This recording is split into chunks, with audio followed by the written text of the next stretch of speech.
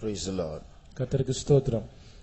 Shall we open our Bibles to Zechariah chapter 12 சகரியா 12ஆம் அதிகாரத்துக்கு நம்முடைய வேதங்களை நாம் திறப்போம்.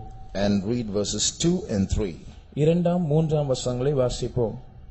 இதோ சுற்றிலும் இருக்கிற எல்லா ஜனங்களுக்கும் நான் எருசலேமை தத்தளிப்பின் பாத்திரமாக்குகிறேன்.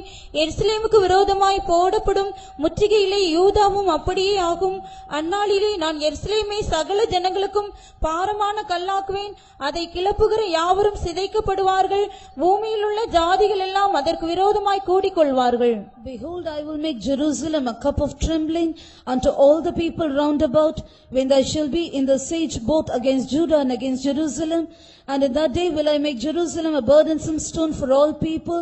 All that burden themselves with it shall be cut in pieces, though all the people of the earth be gathered together against it. Praise the Lord. கர்த்தருக்கு ஸ்தோத்திரம். In the past 3 days we have been seeing different things that are happening around the world that are announcing that Jesus coming is very imminent. இயேசு கிறிஸ்துவின் இரண்டாம் வருகையானது மிகவும் சமீபமாக இருக்கிறது என்று நமக்கு அறிவிக்கக்கூடியதான சம்பவங்கள் நம்மை சுற்றிலும் இருக்கிற உலகத்தில் சம்பவித்துக் கொண்டிருக்கிறதை கடந்த 3 நாட்களாக நாம் சிந்தித்துக் கொண்டு வருகிறோம். We've been seeing in different ways how a great trap is closing in on mankind from different directions. பல்வேறு திசைகளில் இருந்து எப்படி மனிதனை அகப்படுத்துவதற்காக ஒரு பெரிய வலை அல்லது கண்ணி விரிக்கப்பட்டிருக்கிறது என்பதை பல்வேறு கோணங்களில் இருந்து நாம் சிந்தித்து வருகிறோம். And the only way out of escaping from this trap is by putting our faith and trust in Jesus. இந்த கண்ணியிலிருந்து ஒருவன் தப்புவதற்கு ஒரே ஒரு வழி நம்முடைய விசுவாசத்தையும் நம்பிக்கையையும் இயேசுவின் மேல் வைப்பதே ஆகும். Today we are going to see some things that are yet to happen.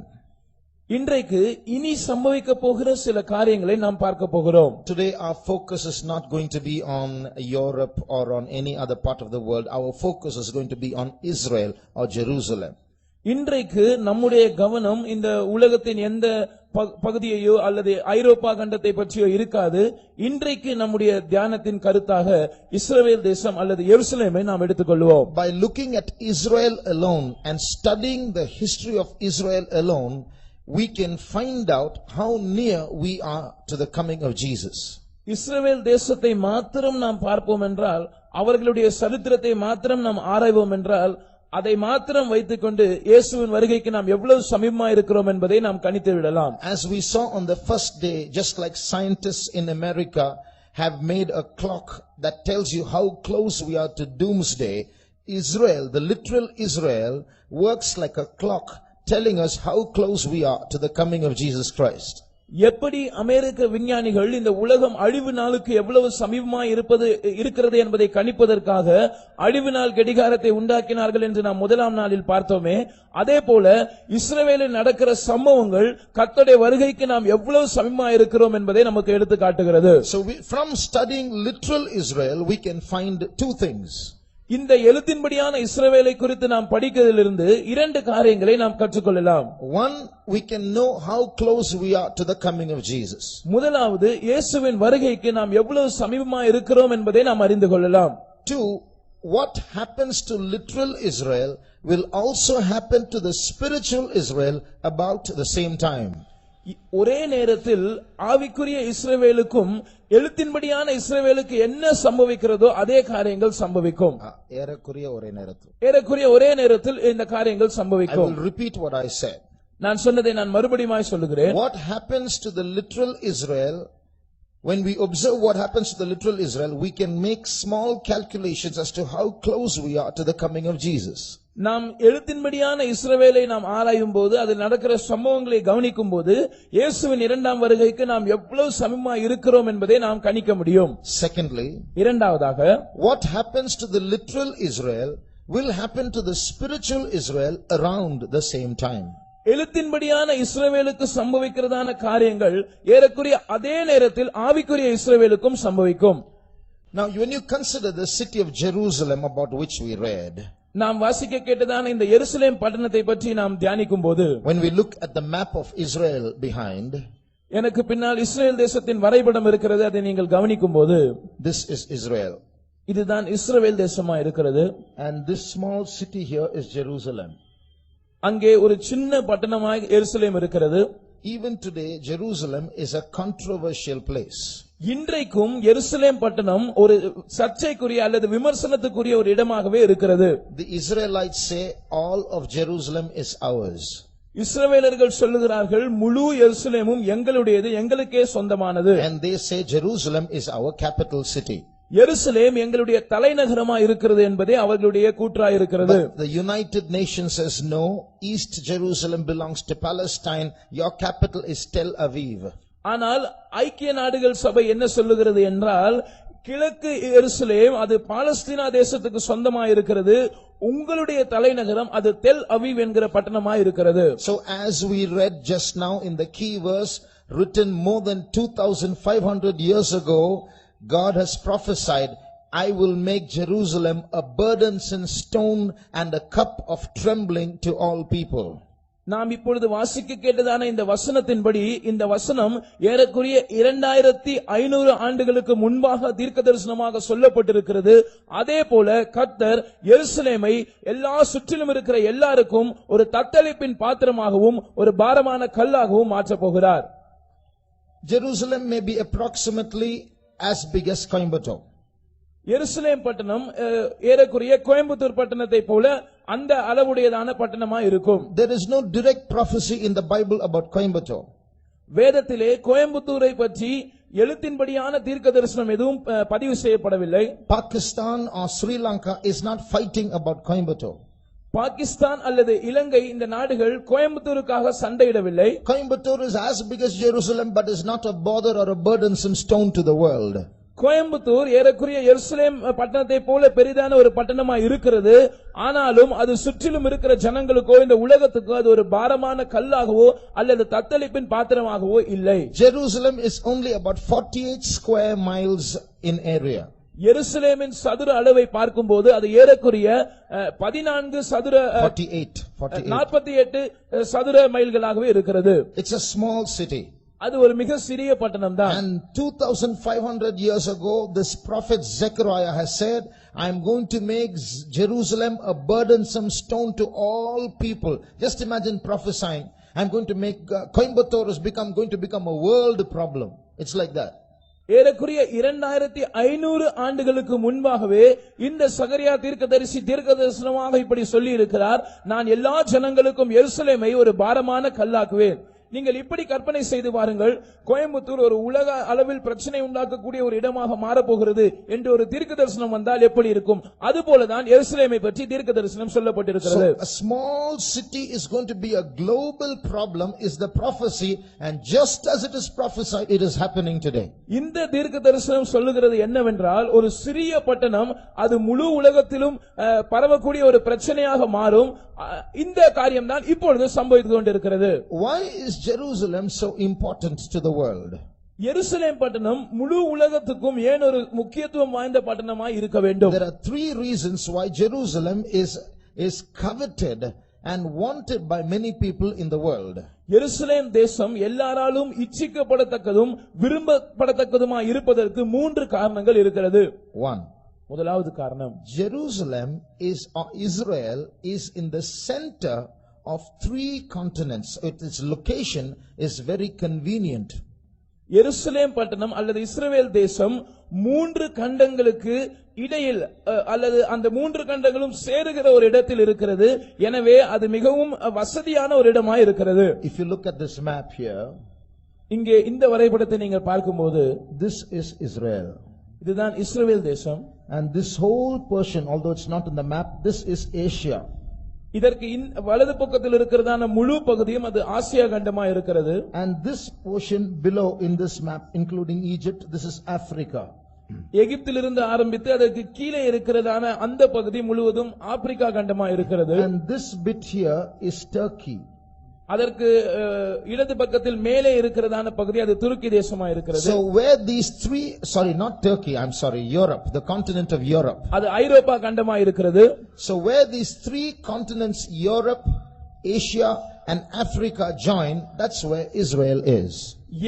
எந்த இடத்தில் இந்த 3 கண்டங்கள், அதாவது ஆசியா கண்டமும் ஐரோப்பா கண்டமும் ஆப்பிரிக்கா கண்டமும் இணைகிறதோ அந்த இடத்தில் தான் இஸ்ரவேல் தேசம் இருக்கிறது. If you turn to Ezekiel chapter 5 and verse 5.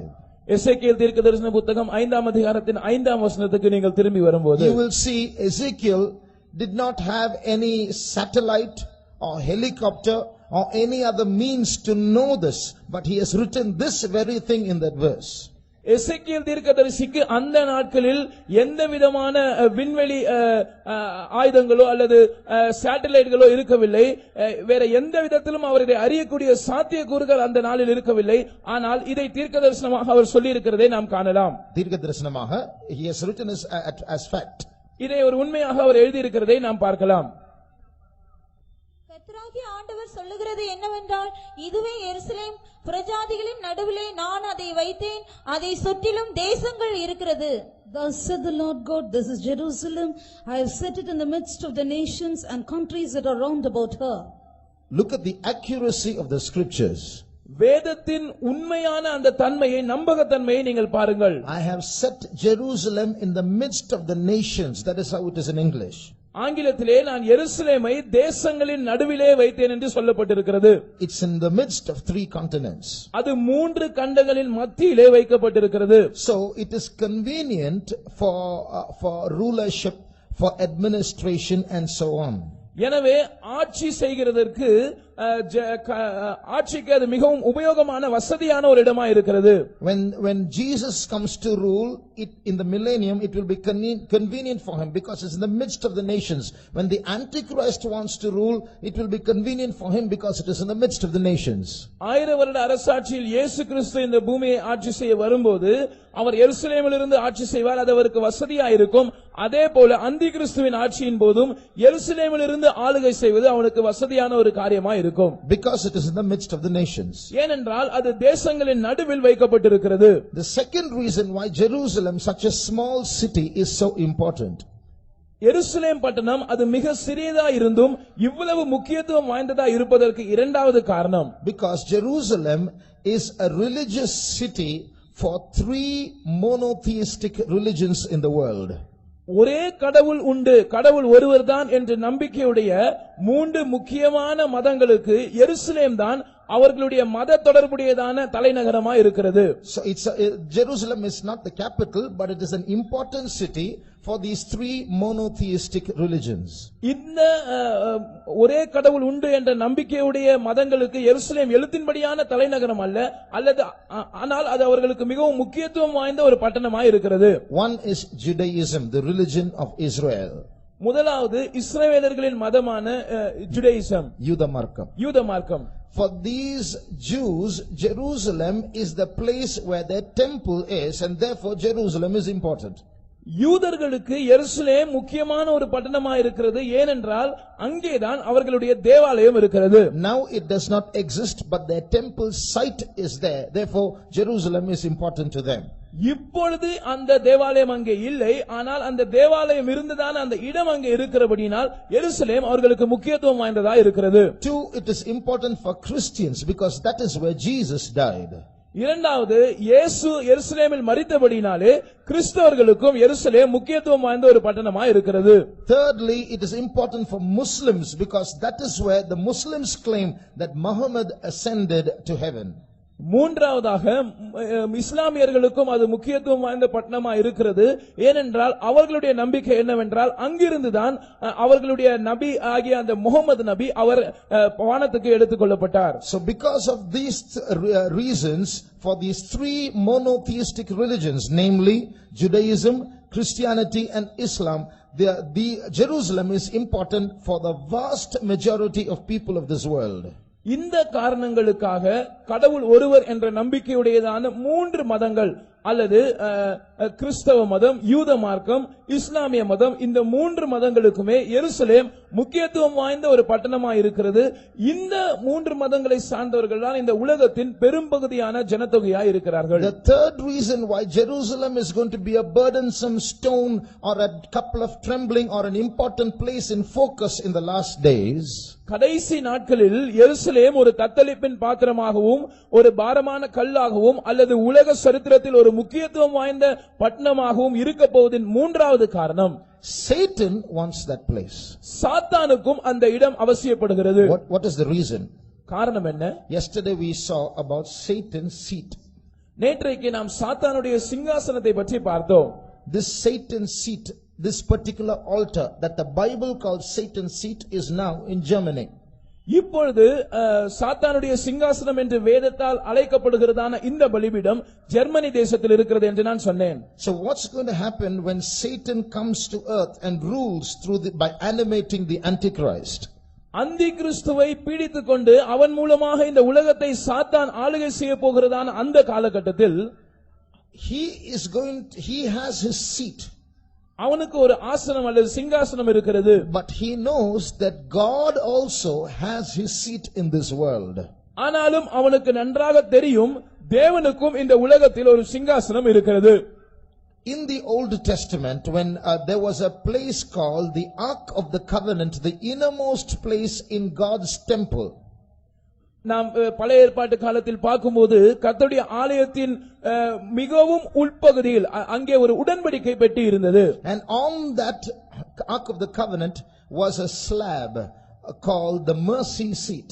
அந்த உடன்படிக்கையின் மேற்பகுதியில் கிருபாசனம் என்று அழைக்கப்படக்கூடிய ஒரு ஆசனம் இருந்தது. So it is a mercy seat. அது கிருபாசனம் அல்லது கிருபையின் ஆசனம் என்று அழைக்கப்படுகிறது. A seat is for someone to sit on. ஆசனம் என்று சொல்லும்போது யாரோ ஒருவர் அமருவதற்காக அது அங்கே வைக்கப்படுகிறது. That was the place that God used to come and sit on and talk to the children of Israel in the Old Testament. பழைய ஏற்பாட்டு காலத்தில் இஸ்ரவேல் ஜனங்களோடு பேசும்படியாக அந்த கிருபாசனத்தின் மேல் தேவன் வந்து அமருவார். So although Satan has his seat, he lusts after God's seat.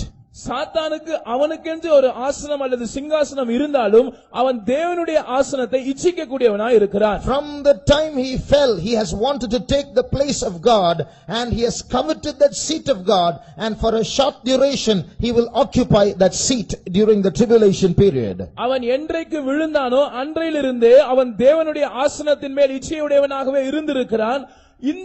அவன் இந்த பூமியில் ஆட்சி செய்ய போகிறதான அந்த குறுகிய காலகட்டத்தில் எழுத்தின்படியாகவே அவன் தேவனுடைய ஆசனத்தை எடுத்துக்கொள்வான். So wherever his headquarters is going to be in the first 3.5 years of his reign, in the second 3.5 years he's going to shift his headquarters and he is going to march towards Jerusalem. He's going to walk into the temple of God, walk into the holy place, walk into the most holy place, and sit there in the mercy seat where God is supposed to be. அவனுடைய 7 வருட கால அரசாட்சியின் முதல் பாதியில் அவனுடைய தலைமையகம் அவனுடைய சிங்காசனம் எங்கே வேண்டுமானாலும் இருக்கும், அது இருந்துவிட்டு போகட்டும். ஆனால் இரண்டாவது பகுதியில், அதாவது பிந்திய 3.5 வருட ஆண்டு காலத்தில் அவன் நேராக தன்னுடைய தலைமையகத்தை எருசலேமுக்கு மாற்றி அங்குள்ள தேவனுடைய ஆலயத்துக்கு போய் பரிசுத்த ஸ்தலத்தை கடந்து மகா பரிசுத்த ஸ்தலத்துக்கு போய் அங்கே இருக்கிறதான கிருபாசனத்தின் மீது உட்காருவான். Read 2 Thessalonians chapter 2 and verse 4. இரண்டாம் தெசலோனிக்கேயர் 2ஆம் அதிகாரம் அது 4ஆம் வசனத்தை வாசியுங்கள். அவன் எதிர்த்து நிற்கிறவனாயும் தேவன் எண்ணப்படுவது எதுவோ ஆராதிக்கப்படுவது எதுவோ அவை எல்லாவற்றிற்கும் மேலாக தன்னை உயர்த்துகிறவனாயும் தேவனுடைய ஆலயத்தில் தேவன் போல் உட்கார்ந்து தன்னைத்தான் தேவன் என்று காண்பிக்கிறவனாயும் இருப்பான். Who opposeth and exalteth himself above all that is called God or that is worshipped, so that he as God sitteth in the temple of God, showing himself that he is God. So he will go in the middle of his rule and go and sit in the temple of God and tell everybody, I am God. அவன் தன்னுடைய 7 வருட ஆட்சியின் நடுப்பகுதியிலே நேராக இந்த தேவாலயத்துக்கு சென்று தேவனுடைய கிருபாசனத்தில் அல்லது தேவனுடைய ஆசனத்தில் போய் உட்கார்ந்து எல்லாரை பார்த்து நான் தான் தேவன் என்று சொல்லக்கூடியவனாய் இருப்பான். From that day onwards he will shift his office, his headquarters to Jerusalem for the next 3.5 years. அந்த நாள் துவங்கி அடுத்த 3.5 ஆண்டுகளுக்கு அவன் தன்னுடைய தலைமையகத்தை தன்னுடைய அலுவலகத்தை எருசலேம் பட்டணத்துக்கு அவன் மாற்றக்கூடியவனாய் இருப்பான். It is about this that we read in the second part of Revelation chapter 11 and verse 2. இதை பற்றி தான் வெளிப்படுத்தின விசேஷம் 11ஆம் அதிகாரம் அதன் 2ஆம் வசனத்தின் 2வது பகுதியிலே நாம் வாசிக்கிறோம். ஆலயத்திற்கு புறம்பே இருக்கிற பிரகாரம் பிரஜாதியாருக்கு கொடுக்கப்பட்டபடியால் அதை அளவாமல் புறம்பாக்கி போடு, பரிசுத்த நகரத்தை அவர்கள் 42 மாதமளவும் மிதிப்பார்கள். But the court which is without the temple leave out and measure it not, for it is given unto the Gentiles, and the holy city shall they tread under foot 40 and 2 months. The holy city shall they tread under foot 40 and 2 months, that is 3.5 years. பரிசுத்த நகரத்தை அவர்கள் 42 மாதம் அளவும் மிதிப்பார்கள். 42 மாதம் என்று சொல்லும்போது 3.5 வருடங்களை காண்பிக்கிறது. So this Satan is going to get into the Antichrist, who is a man who's going to be the world ruler, and he is going to walk into the temple of God, sit on this mercy seat and say, I am God. சாத்தான் இந்த அந்திகிறிஸ்துவுக்குள் புகுந்து, அந்த அந்திகிறிஸ்து ஒரு மனிதனா இருக்கிறான், அவன் தான் இந்த உலகத்தை ஆட்சி செய்யக்கூடிய அதிபதியா இருப்பான். அவனுக்குள் சாத்தான் புகுந்து அவன் தேவனுடைய ஆலயத்துக்குள் சென்று அங்கே தேவனுடைய ஆசனத்தில் உட்கார்ந்து தன்னை தேவன் என்று சொல்லுகிறவனா இருப்பான். Due to these reasons, Jerusalem is very important for the vast majority of people in this world. இந்த காரணங்களால் இந்த உலகத்தில் வாழுகிறதான பெரும்பான்மையான ஜனத்தொகைக்கு எருசலேம் முக்கியத்துவம் வாய்ந்த ஒரு பட்டணமா இருக்கிறது. We are going to see very soon how a third world war is going to break out, and the Bible prophesies about that third world war, and Jerusalem is going to be the chief factor for that third world war. இப்பொழுது நாம் எப்படி ஒரு மூன்றாவது உலக மகா யுத்தம் துவங்க போகிறது என்றும் அதற்கு எருசலேம் எப்படி ஒரு முக்கிய காரணமாய் இருக்க போகிறது என்றும் வேதம் தீர்க்கதரிசனமாய் சொல்லுகிறதை நாம் பார்க்க போகிறோம். But before that, அதற்கு முன்பாக we are going to see one thing about how Israel is like a, when we study the literal Israel, we can know what happens to the spiritual Israel around the same time. நாம் இந்த எழுத்தின்படியான இஸ்ரவேலை பற்றி படிக்கும்போது ஏறக்குறைய அதே நேரத்தில் ஆவிக்குரிய இஸ்ரவேலுக்கு என்ன சம்பவிக்கிறது என்பதையும் நாம் விளங்கிக் கொள்ளலாம். So we are going to see the state of Israel about 50 years ago and the state of Israel now. இஸ்ரவேல் தேசத்தின் சூழ்நிலை 50 வருடத்துக்கு முன்பாக எப்படி இருந்ததையும் அதனுடைய நிலவரம் இப்பொழுது எப்படி இருக்கிறது என்பதையும் நாம் கவனிக்க போகிறோம். About 50 years ago, Israel was a virtual desert. 50 ஆண்டுகளுக்கு முன்பாக இஸ்ரவேல் எழுத்தின்படியான ஒரு பாலைவனமாகத்தான் இருந்தது. Nothing grew. There was no fertile land. There was no green grass or pastures or trees in Israel. அங்கே பசுமையான புல்வெளிகளையோ பசுமையான மரம் செடி கொடிகளையோ நீங்கள் பார்க்க முடியாது. எதுவுமே அங்கே செழிப்பான விளைச்சல் எதுவும் இருக்காது. அது காய்ந்த பூமியாக இருந்தது. One of our late former chief pastors, Pastor A.C. Thomas, went to Israel in the year 1960. காலம் சென்றதான நம்முடைய தலைமை பாஸ்டர் ஏசி தாமஸ் அவர்கள் 1960ஆம் ஆண்டில் அவர் இஸ்ரவேல் தேசத்துக்கு போயிருந்தார். And he said when he went to Israel, he went to a Hebrew university where he met a professor. அவர் இஸ்ரவேல் தேசத்துக்கு போயிருந்தபோது ஒரு எபிரேய பல்கலைக்கழகத்துக்கு அவர் போனார். அங்கே ஒரு யூத புரொஃபசரை அவர் சந்தித்தார். And that professor, he stooped down, took up the soil, scooped up some soil from his hand, with his hand, and then let it down again and said, "Sir, what will grow in this soil?" அந்த பேராசிரியர் தரையிலிருந்து சில கொஞ்சம் மண்ணை எடுத்து அதை இப்படியாக மேலே தூக்கி காண்பித்து அதை கொஞ்சம் கொஞ்சமாக கீழே சிந்தி நம்முடைய பாஸ்டரை பார்த்து சொன்னார், ஐயா, இந்த மண்ணில் என்ன விளையும்? And he said, "Sir, to make plants grow in Israel, we are importing mud." அவர் மேலும் சொன்னதான காரியம், ஐயா, இஸ்ரவேல் தேசத்தில் செடிகளை வளர்ப்பதற்கு நாங்கள் மணலை அல்லது மண்ணை நாங்கள் வெளிநாட்டிலிருந்து இறக்குமதி செய்கிறோம். Just imagine importing mud to make soil grow. What a cursed state that must be. நீங்கள் கற்பனை செய்து பாருங்கள், செடிகள் வளர மரங்கள் வளர மண்ணை அவர்கள் இறக்குமதி செய்வார்கள் என்றால் எவ்வளவு சபிக்கப்பட்ட ஒரு நிலவரமாக அது இருந்திருக்கும். But there is a prophecy in the Bible. ஆனால் வேதத்தில் ஒரு தீர்க்கதரிசனம் உண்டு. Turn to Isaiah chapter 51. ஏசாயா 51ஆம் அதிகாரம் and read verse 3. 3ஆம் வசனத்தை வாசியுங்கள். கர்த்தர் சீயோனுக்கு ஆறுதல் செய்வார். அவர் அதன் பாழான ஸ்தலங்களை எல்லாம் தேர்தல் அடைய செய்து அதன் வனாந்தரத்தை ஏதேனை போலவும் அதன் அவாந்தர வெளியை கர்த்தரின் தோட்டத்தை போலவும் ஆக்குவார்.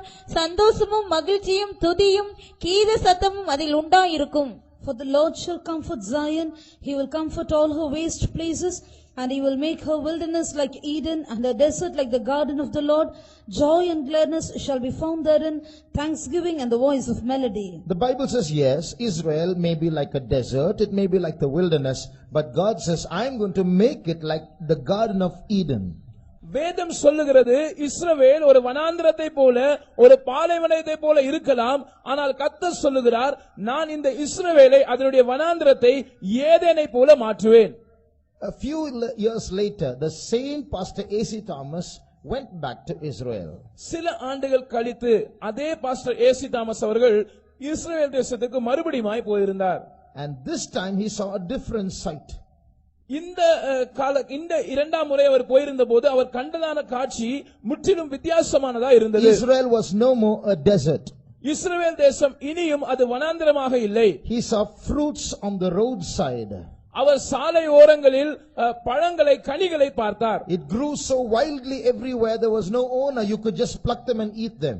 அது அவ்வளவு பரப்பாக அல்லது அவ்வளவு அதிகமாக விளைந்திருந்தது. அதற்கு யாரும் சொந்தக்காரர் இல்லை. வழியிலே போகிறவர்கள் கூட அதை பறித்துக் கொள்ளலாம். Listen, கவனியுங்கள்.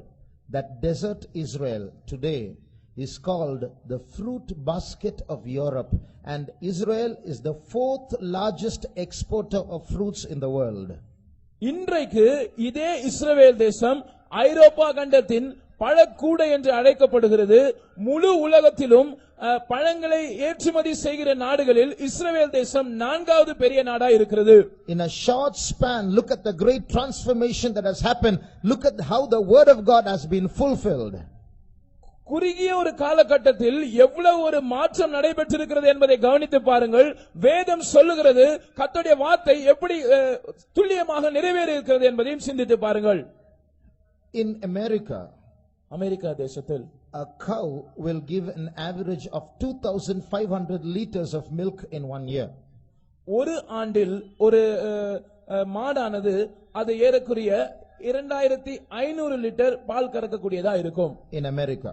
அமெரிக்கா தேசத்தில். In Israel, இஸ்ரவேல் தேசத்திலே one cow will give an average of 11,000 liters of milk in 1 year.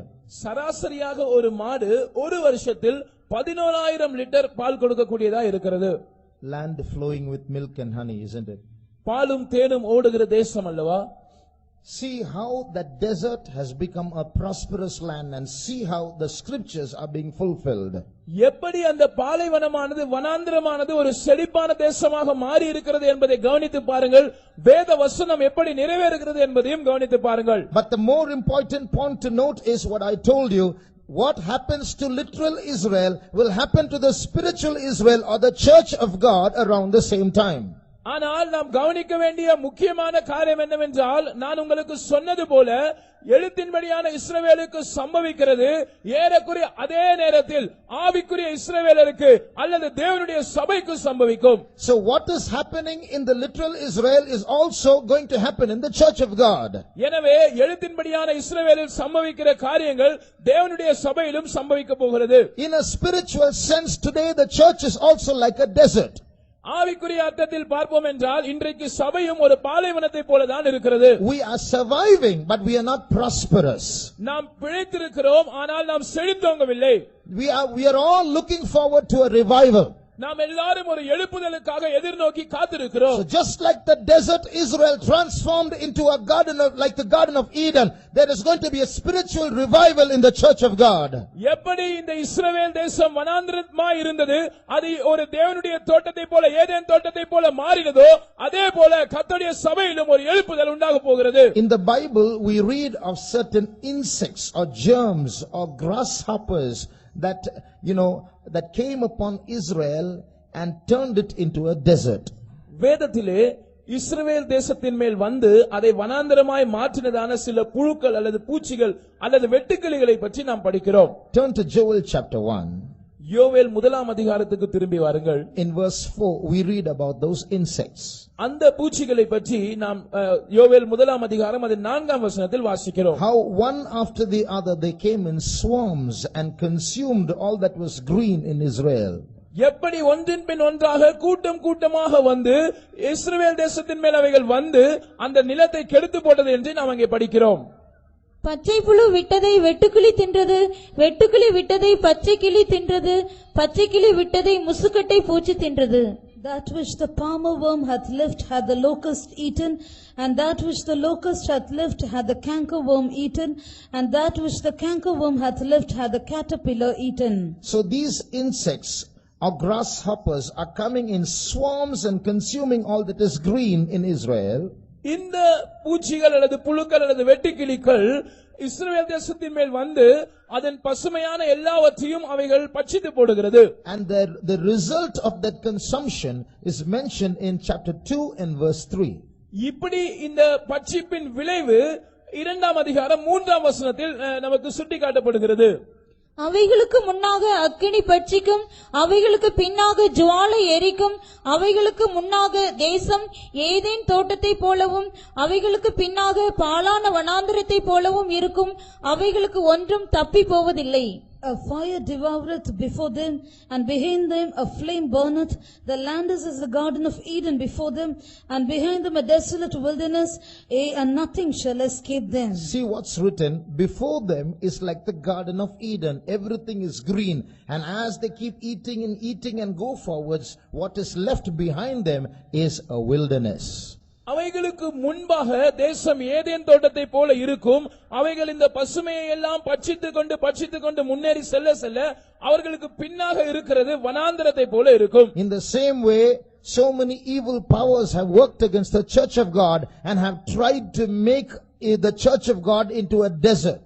இதே போல கர்த்தருடைய சபைக்கு விரோதமாக பல தீமையான வல்லமைகள் கிரியை செய்து அவைகள் தேவனுடைய சபையை ஒரு வனாந்தரத்தை போல ஆக்க முற்பட்டது. The reason why God permitted those germs to come and attack the church is we are at fault. கர்த்தர் இந்த கிருமிகள் வந்து சபையை தாக்குவதற்கு அனுமதி கொடுத்ததற்கு காரணம் என்னவென்றால் தவறு நம்மேல் இருக்கிறது. In so many ways we as God's children have gone far away from God. எத்தனையோ விதங்களில் தேவனுடைய பிள்ளைகளாகிய நாம் தேவனை விட்டு தூரமாய் போயிருக்கிறோம். The love of God in the early church, the consecration of the early church, the holiness of the early church is not there today. ஆதி சபையில் இருந்ததான அந்த அன்பு, ஆதி சபையில் இருந்ததான அந்த பிரதிஷ்டை, ஆதி சபையில் இருந்ததான அந்த பரிசுத்தம் இன்றைக்கு சபையில் இல்லை. And therefore these insects have consumed all that remains in God's kingdom. எனவே தேவனுடைய ராஜ்யத்தில் மீதியா இருக்கிறதான எல்லாவற்றையும் இந்த பூச்சிகள் அவைகள் பட்சித்து போடுகிறது. But at the same time, just like the desert in the literal Israel was converted back into the Garden of Eden. எப்படி எழுத்தின்படியான இஸ்ரவேல் தேசத்தில் இருந்த அந்த வனாந்தரமான நிலைமை தேவன் ஏதேன் தோட்டமாக மாற்றப்பட்டதோ அதே போல in the same way the spiritual Israel, the church of God, is going to see a restoration, a return, where the church will once again be like the Garden of Eden. அதே போல தேவனுடைய சபையும் இந்த நாட்களில் ஒரு திருப்பி கொண்டு வருகிற நிலைமையை காணும். தேவனுடைய சபையானது ஏதேன் தோட்டத்தை போல மாறும். God is quickly going to remove this famine that is in the church, and he is going to make this place prosperous by sending down what is called the former and latter rain. தேவன் இப்பொழுது சபையில் இருக்கிறதான இந்த பஞ்சத்தை அவர் எடுத்து போடுவார். அவர் முன்மாறி பின்மாறி என்று சொல்லப்படுகிறதான அந்த மழையை அனுப்பி தருவார். But for that, அதற்காக we have to pray. நாம் ஜெபிக்க வேண்டும். We have to cry out to God. நாம் தேவனை நோக்கி சத்தமிட வேண்டும். In the same Joel chapter 2, யோவேல் 2ஆம் அதிகாரத்திலே in verse 16 it says, gather the people, sanctify a fast, and let the elders and children, babies, bridegroom, bride, let them come out of their closets and fast and pray. 16ஆம் வசனம் சொல்லுகிறது, ஜனத்தை கூட்டுங்கள், சபையை பரிசுத்தப்படுத்துங்கள், முதியோரை சேருங்கள், பிள்ளைகளையும் பாலுண்கிற குழந்தைகளையும் கூட்டுங்கள், மணவாளன் தன் அறையையும் மணவாட்டி தன் மறைவையும் விட்டு புறப்பட்டு வந்து அவர்கள் ஜெபிக்கட்டும். What is this verse saying? இந்த வசனம் என்ன சொல்லுகிறது? This fast is such an emergency, it is so critical that God is saying, if there are young mothers with babies at home, don't remain at home, come with your baby for the fasting prayer. இந்த உபவாசமானது எவ்வளவு முக்கியத்துவம் வாய்ந்தது என்று பாருங்கள். தேவன் சொல்லுகிறார், பால் கொடுக்கிறதான தாய்மார்கள் வீட்டிலே இருப்பீர்கள் என்றால் நீங்கள் வீட்டிலேயே இருந்து விடாதீர்கள், நீங்கள் உங்களுடைய குழந்தைகளோடு கூட இந்த உபவாச ஜெபத்துக்கு வாருங்கள். See how important this fast is. If there's a wedding going on, God says, stop the wedding, let them put on their ordinary clothes, let the bridegroom come out of his room and the bride out of her room, and let them come for the fasting prayer, have the wedding later on. ஒருவேளை ஒரு விவாகம் நடைபெறுகிறது என்று வைத்துக் கொள்ளுங்கள். கர்த்தர் சொல்லுகிறார், இந்த உபவாசம் மிகவும் முக்கியத்துவம் வாய்ந்தது. எனவே மணவாளன் தன் அறையை விட்டு, மணவாட்டி தன் மறைவையும் விட்டு புறப்பட்டு தங்களுடைய விவாக வஸ்திரங்களை களைந்து போட்டு சாதாரண வஸ்திரத்தை மாட்டி உபவாச ஜெபத்துக்கு வரட்டும், பிற்பாடு அவர்கள் விவாகம் பண்ணி கொள்ளலாம். Now you stop the wedding. இப்பொழுது விவாகத்தை நிறுத்துங்கள். Let the priests and the servants of God and the Jews all mourn before the Lord. கர்த்தருடைய ஆசாரியர்கள், தேவனுடைய ஊழியக்காரர்கள், யூதர்கள் எல்லாரும் தேவனுக்கு முன்பாக புலம்புவார்களாக. Realize that you are in a desert situation. You are going through a spiritual famine. நீங்கள் ஒரு ஆவிக்குரிய பஞ்சத்தின் வழியாய் கடந்து போகிறீர்கள் என்பதையும், நீங்கள் ஒரு வனாந்தரமான சூழ்நிலையில் இருக்கிறீர்கள் என்பதையும் நீங்கள் உணர்ந்து கொள்ளுங்கள். Then verse 18 says the Lord will have pity on his people. அப்பொழுது 18ஆம் வசனம் சொல்லுகிறது, கர்த்தர் தம்முடைய ஜனத்தை கடாட்சிப்பார். Then the Lord says in verse 21, fear not, O land, the Lord will do great things for you. அப்பொழுது 21ஆம் வசனம் சொல்லுகிறது, தேசமே பயப்படாதே, மகிழ்ந்து களிகூரு, கர்த்தர் பெரிய காரியங்களை உனக்காய் செய்வார். And then in verse 23 the Lord says the Lord will send you the former and the latter rain and restore your prosperity in Israel. அதற்கு பிற்பாடு 23ஆம் வசனம் சொல்லுகிறது, அவர் தக்க சமயத்தில் உங்களுக்கு முன்மாரியும் பின்மாரியும் அனுப்பி தந்து இஸ்ரவேலிலே உங்களுடைய செழிப்பை அவர் திரும்ப வர பண்ணுவார். And then the Lord says in verse 25, he will restore those years that these worms or insects have eaten up.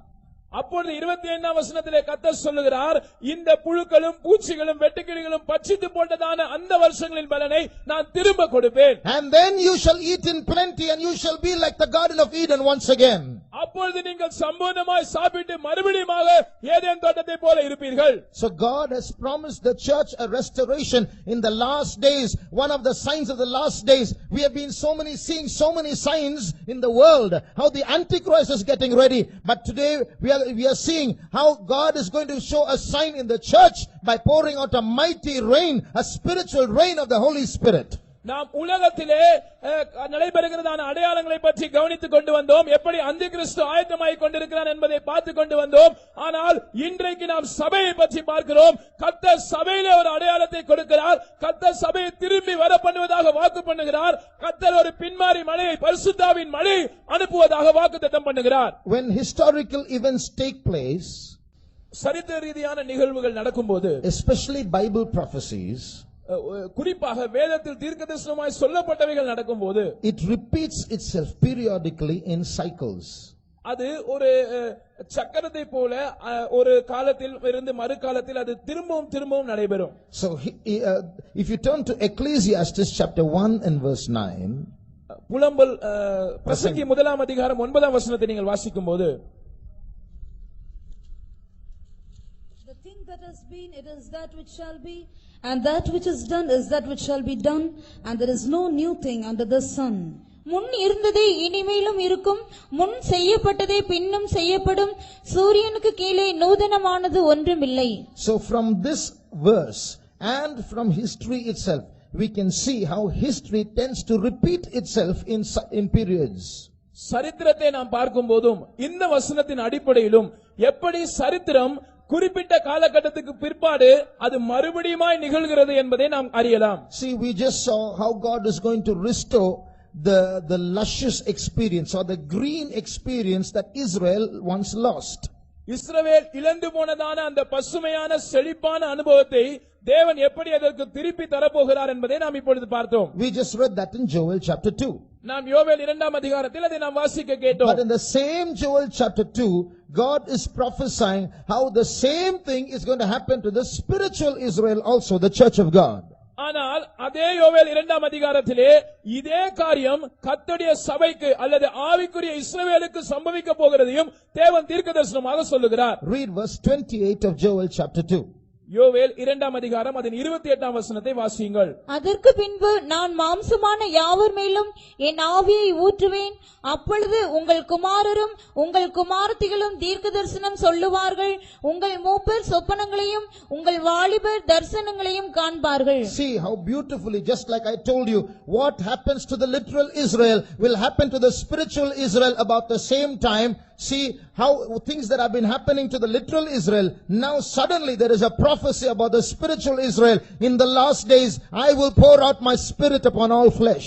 இதை கவனியுங்கள். நான் உங்களுக்கு சொன்னேன், எழுத்தின்படியான இஸ்ரவேலுக்கு சம்பவிக்கிறதான காரியங்கள் ஏறக்குறைய அதே நேரத்தில் ஆவிக்குரிய இஸ்ரவேலுக்கும் சம்பவிக்கும்.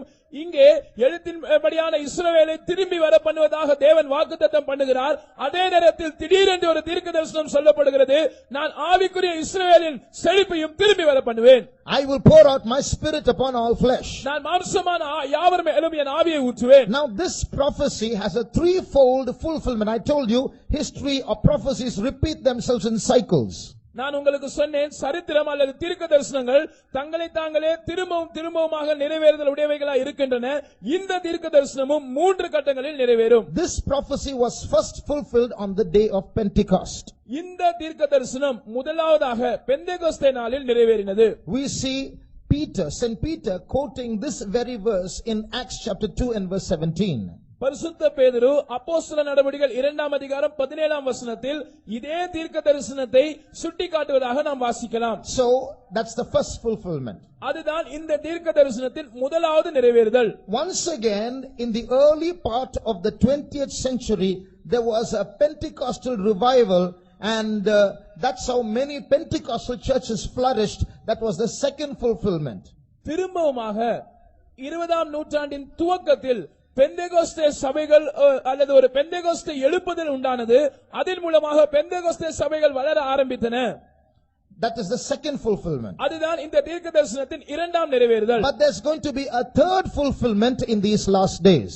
இந்த கடைசி நாட்களில் இந்த தீர்க்க தரிசனத்தின் மூன்றாவது முறையான நிறைவேறுதல் நடைபெற போகிறது. When you read from Joel chapter 2 and verse 25, யோவேல் 2ஆம் அதிகாரம் 25ஆம் வசனத்திலிருந்து நாம் வாசிக்கும்போது, and we consider the literal Israel in the light of this verse, இந்த வசனத்தின் வெளிச்சத்தில் எழுத்தின்படியான இஸ்ரவேலை நாம் பார்க்கும்போது, I will restore to you the years which the locusts have eaten.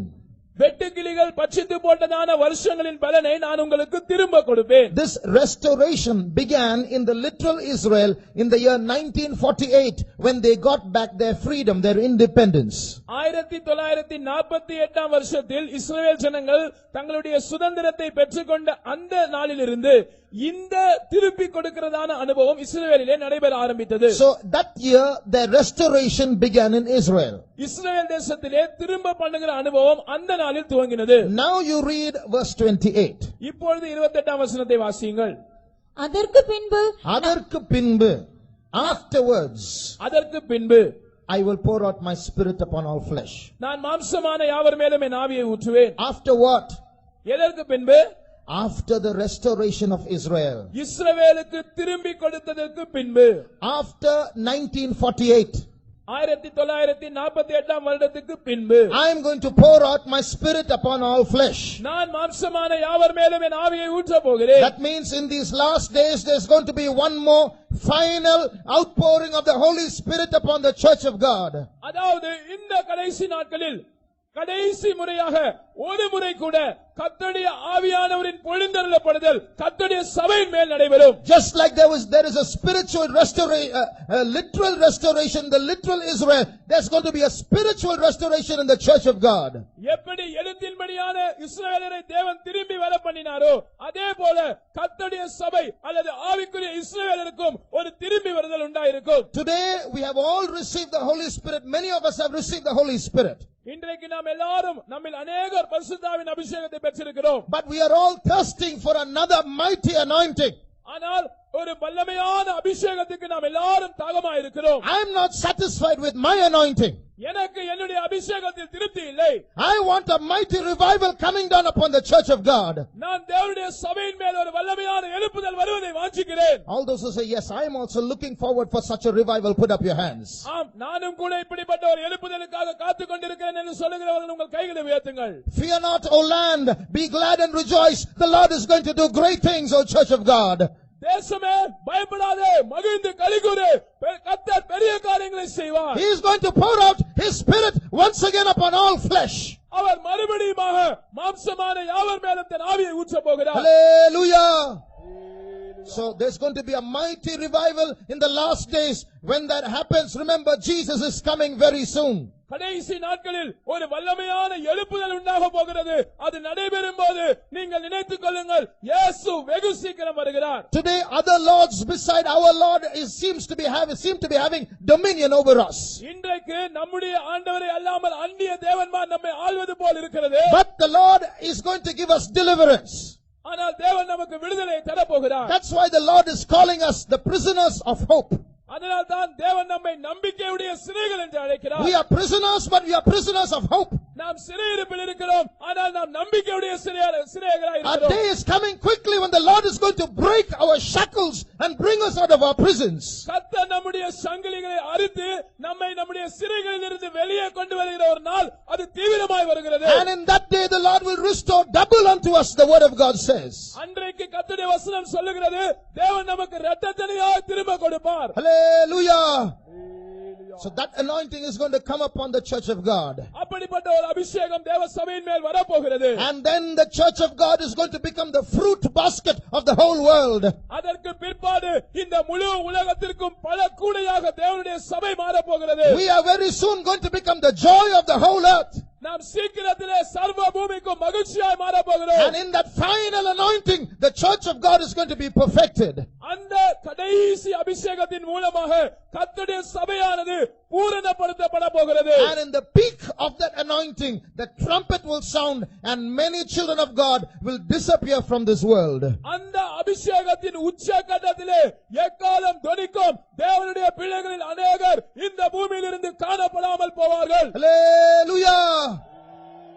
That is our hope about the last days. அதுதான் கடைசி நாட்களை பற்றி நம்முடைய நம்பிக்கையா இருக்கிறது. Now we are going to see another sign that Jesus is coming very, very soon. இயேசு சீக்கிரமாக அதிசீக்கிரமாக வருகிறார் என்பதற்கு மற்றொரு அடையாளத்தை இப்பொழுது நாம் பார்க்க போகிறோம். Something that is happening in the world today and has been prophesied in the Bible, and Jesus says, when you see this happening, remember the coming of Jesus is very soon. வேதத்தில் தீர்க்கதரிசனமாய் சொல்லப்பட்டதும் இப்பொழுது சம்பவித்துக் கொண்டிருக்கிறதுமான ஒரு காரியம். இதை பற்றி இயேசு சொல்லும்போது, இது சம்பவிப்பதை நீங்கள் காணும்போது உங்கள் தலைகளை உயர்த்துங்கள், ஏனென்றால் இயேசு சீக்கிரம் வருகிறார். Now look at this map of the Middle East. இந்த மத்திய கிழக்கு நாடுகளை பற்றியதான வரைபடத்தை கவனியுங்கள். This is Israel. இதுதான் இஸ்ரவேல் தேசமா Now இருக்கிறது. I'm going to show you how different armies are surrounding Israel. எப்படி பல்வேறு தேசங்களின் ராணுவங்கள் இஸ்ரவேலை சூழ்கிறது என்பதை நான் இப்பொழுது உங்களுக்கு சொல்லுகிறேன். One of the chief enemies of Israel is Syria. இஸ்ரவேல் தேசத்தின் பிரதானமான சத்துருக்களில் ஒன்று சீரியா தேசம். And we are going to see how some prophecies about Syria are going to be fulfilled very soon. சீரியாவை பற்றி சொல்லப்பட்டிருக்கிறதான சில தீர்க்கதரிசனங்கள் எப்படியாக நிறைவேறப் போகிறது, வெகு சீக்கிரத்தில் அது நடக்கப் போகிறது என்பதை நாம் பார்க்க போகிறோம். On January 31st this year, 2013 இந்த ஆண்டின் ஜனவரி 31 தேதி a fleet of trailers were moving across Syria carrying missiles secretly. ஏவுகணைகளை சுமந்து கொண்டு ஒரு கூட்டம் வண்டிகள், ட்ரெய்லர் வண்டிகள் சீரியா தேசத்தை நோக்கி, சீரியா தேசத்திலிருந்து பிரயாணப்பட்டு ரகசியமாக சென்று They கொண்டிருந்தது. were crossing Syria going to an unknown destination. அவைகள் சீரியா தேசத்தை ஊடுருவி கடந்து ஏதோ ஒரு சொல்லப்படாத ஒரு இடத்தை நோக்கி பிரயாணித்துக் கொண்டிருந்தது. When Israel came to know, on January 31st, a few planes took off from Israel, threw bombs on that fleet of trailers and came back. இஸ்ரவேல் தேசத்துக்கு இந்த காரியம் தெரிந்தபோது இஸ்ரவேல் தேசத்திலிருந்து சில போர் விமானங்கள் கிளம்பி இந்த மிசைல்கள் வந்து கொண்டிருந்த அந்த இடத்துக்கு மேலே போய் அவைகளின் மேல் குண்டுகளை வீசிவிட்டு திரும்பி வந்துவிட்டது. Now Syria is very angry because of that. இது நிமித்தமாக சீரியா தேசம் கடுமையான கோபத்தில் இருக்கிறது. Syrian army is getting ready to fight with Israel. இஸ்ரவேல் தேசத்தோடு சண்டையிடும்படியாய் சீரியா தேசத்து ராணுவம் தன்னை ஆயத்தப்படுத்திக் கொண்டிருக்கிறது. But because there is some internal conflict in Syria, it's not happening now. ஆனால் இந்த காரியம் இப்பொழுது சம்பவிக்காததற்கு காரணம் சீரியா தேசத்தில் சில உள்நாட்டு கலகம் இருக்கிறது. So one, the Syrian army is getting ready to fight with Israel. முதலாவது காரியம், சீரியா தேசத்து ராணுவம் இஸ்ரவேலோடு சண்டையிடும்படியாய் ஆயத்தமாகிறது. Secondly, இரண்டாவதாக, this is Iran. இது ஈரான் தேசமா இருக்கிறது. One part, a small part of the army of Iran is stationed here in the southern part of Syria near Israel. Iran தேசத்தின் ராணுவத்தின் ஒரு பகுதியானது இஸ்ரவேல் தேசத்துக்கு அருகாமையில் இருக்கிறதான சீரியாவின் தெற்கு எல்லையில் நிறுத்தி வைக்கப்பட்டிருக்கிறது. So that's the second army. இது இரண்டாவது ராணுவம். Not only that, அது மாத்திரமல்ல, this small blue nation here is Lebanon, the country of Lebanon. அங்கே ஒரு நீல நிறத்தில் சிறிய தேசம் ஒன்று இருக்கிறது, அது லீபனோன் தேசமா இருக்கிறது. In the southern part of Lebanon near North Israel, இஸ்ரவேலின் வடக்கு பகுதியில் அல்லது லீபனோனின் தெற்கு பகுதியில் there is a group of what Israel calls a terrorist group. They are called Hezbollah. Hezbollah என்று அழைக்கப்படுகிற ஒரு குழு இருக்கிறது. அதை ஒரு தீவிரவாத கும்பல் என்று இஸ்ரவேல் அழைக்கிறது. 11,000 missiles of the Hezbollah group are pointing towards Israel. இந்த ஹெஸ்புல்லா என்கிற குழுவின் 11,000 ஏவுகணைகள் இஸ்ரவேல் தேசத்தை நோக்கி செலுத்த ஆயத்தமாக வைக்கப்பட்டிருக்கிறது. That's the third army. இது மூன்றாவது ராணுவம். Now this is Turkey. மேலே துருக்கி தேசம் இருக்கிறது. A small part of the US army is stationed in Turkey. அமெரிக்க ராணுவத்தின் ஒரு சிறிய பகுதி துருக்கி தேசத்தில் நிறுத்தி வைக்கப்பட்டிருக்கிறது. That's the fourth army. அது நான்காவது ராணுவம். Now this white portion is the Mediterranean Sea. இந்த வெள்ளை பகுதியானது அது மெடிட்டரேனியன் கடலா இருக்கிறது. மத்திய தரைக்கடல். மத்திய தரைக்கடலா இருக்கிறது. In this Mediterranean Sea, Russian fleets or warships are stationed. இந்த மத்திய தரைக்கடலில் ரஷ்யா தேசத்தை சேர்ந்ததான போர் கப்பல்கள் நிறுத்தி வைக்கப்பட்டிருக்கிறது. That's the fifth army. இது ஐந்தாவது ராணுவம். Now read Luke chapter 21 and read verse 20. லூக்கா எழுதின சுவிசேஷம் 21ஆம் அதிகாரம் 20ஆம் வசனத்தை இப்பொழுது வாசியுங்கள். எருசலேம் சேனைகளால் சூழப்பட்டிருப்பதை நீங்கள் காணும்போது அதன் அழிவு சமீபமாயிற்றென்று அறியுங்கள். And when ye shall see Jerusalem compassed with armies, then know that the desolation thereof is nigh. If there's anyone sitting here newly, we are reading a verse that was written 2,000 years ago and see how accurately it's being fulfilled today. This Bible is not a fisherman's book. God is the author of this book. ஒருவேளை யாராவது இங்கே புதிதாக வந்திருப்பீர்கள் என்றால் இப்பொழுது வாசிக்க கேட்ட இந்த வசனமானது ஏறக்குறைய 2000 வருடங்களுக்கு முன்பாக எழுதப்பட்டது. அது இன்றைக்கு எவ்வளவு துல்லியமாக நிறைவேறிக் கொண்டிருக்கிறது என்பதை நீங்கள் இப்பொழுது பார்த்தீர்கள். இந்த வேதமானது ஏதோ மீனவர்களால் எழுதப்பட்ட புத்தகம் அல்ல, தேவனே இதன் ஆசிரியராய் எழுத்தாளராய் இருக்கிறார். When you see armies surrounding Jerusalem, remember the desolation is near, is the prophecy of the word of God. தேவனுடைய வசனம் தீர்க்கதரிசனமாக சொல்லுகிறது, எருசலேம் சேனைகளால் சூழப்பட்டிருக்கிறது நீங்கள் காணும்போது அதன் அழிவு சமீபமாயிற்று என்று அறியுங்கள். Now listen carefully. கவனமாய் கேளுங்கள். This verse does not say, when you see Jerusalem surrounded by armies, remember Jesus is coming soon. It says, remember the desolation, not destruction as in Tamil, desolation, parakudal, that is very near. இந்த வசனமானது சொல்லுகிறது, எருசலேம் சேனைகளால் சூழப்பட்டிருக்கும் போது இயேசு சீக்கிரமாய் வருகிறார் என்று சொல்லவில்லை, மாறாக எருசலேம் அழிக்கப்படும் என்று சொல்லப்படாமல் எருசலேம் பாழாக்கப்படும் என்று சொல்லுகிறது. That's how it is in English. இப்படிதான் ஆங்கில மொழிபெயர்ப்பில் சொல்லப்பட்டிருக்கிறது. What is the meaning of that parakudal, that desolation? What does it mean? இந்த பாழாக்குதலின் அர்த்தம் என்ன? The Antichrist is going to take an idol of himself and place it in the temple of God in Jerusalem. இந்த அந்தி கிறிஸ்து தன்னுடைய சிலையை எடுத்துக்கொண்டு அதை தேவனுடைய ஆலயம் இருக்கிற எருசலேமிலே கொண்டு போய் வைக்க போகிறார். It is about that idol, a statue of himself, that the Bible in Matthew chapter 24 calls it the abomination of desolation. இந்த அந்தி கிறிஸ்துவின் சிலையை பற்றி தான் மத்தேயு எழுதின சுவிசேஷம் 24ஆம் அதிகாரத்தில் வேதம் அதை பாழாக்குகிற அருவருப்பு என்று அழைக்கிறது. Note that word, பாழாக்குகிற, desolation. பாழாக்குகிற என்கிற வார்த்தை இங்கே சொல்லப்பட்டிருக்கிறதை கவனியுங்கள். Read verse 15. மத்தேயு 24ஆம் அதிகாரம் 15ஆம் வசனம். மேலும் பாழாக்குகிற அருவருப்பை குறித்து தானியேல் தீர்க்கதரிசி சொல்லி இருக்கிறானே, வாசிக்கிறவன் சிந்திக்க கடவன். நீங்கள் அதை பரிசுத்த ஸ்தலத்தில் நிற்க காணும்போது, When ye therefore shall see the abomination of desolation spoken of by Daniel the prophet stand in the holy place. This Daniel the prophet mentions this prophecy in Daniel 9:27. No need to read it now. தானியேல் 9ஆம் அதிகாரம் 26ஆம் வசனத்தில் இந்த 27ஆம் வசனத்தில் 27ஆம் வசனத்தில் தானியேல் தீர்க்கதரிசனமாக இதை சொல்லி இருக்கிறான். இப்பொழுது வாசிக்க வேண்டாம். So this prophecy that Jesus says, when you see Jerusalem surrounded by armies, it's not the coming of Jesus that is nigh, it is the desolation that is nigh. இயேசு சொல்லி இருக்கிறபடி எருசலேம் சேனைகளால் சூழப்பட்டிருக்கிறது நீங்கள் காணும்போது கர்த்தருடைய வருகை சமீபமாக இருக்கிறது என்று சொல்லப்படவில்லை, எருசலேமின் பாழாக்குதல் சமீபமாக இருக்கிறது. And that பாழாக்குதல், that desolation takes place in the middle of the 7-year tribulation period, or 3.5 years after the Antichrist comes into power. இந்த பாழாக்குதல் சம்பவிக்கிற சரியான நிலவரம் என்றைக்கு என்றால் அந்தி கிறிஸ்துவின் ஆட்சியின் பாதியில் அல்லது அவனுடைய ஆட்சியின் 3.5 வருட காலத்தின் முடிவில் தான் இந்த பாழாக்குதல் சம்பவிக்கும். So this verse says, when Jerusalem is surrounded by armies, the desolation is near, and 3.5 years before that Jesus will come. இந்த வசனம் சொல்லுகிறது, எருசலேம் சேனைகளால் சூழப்பட்டிருக்கும் போது அதன் பாழாக்குதல் சமீபமாக இருக்கிறது, இதற்கு 3.5 வருட காலம் முன்பாகவே இயேசு வந்து விடுவார். Then imagine how near the coming of Jesus is. இப்பொழுது யோசியுங்கள், இயேசுவின் வருகை எவ்வளவு சமீபமாக இருக்கிறது. Brother, sister, there is no time to waste. சகோதரனே சகோதரியே, நாம் வீணாக்குவதற்கு இனி காலம் இல்லை.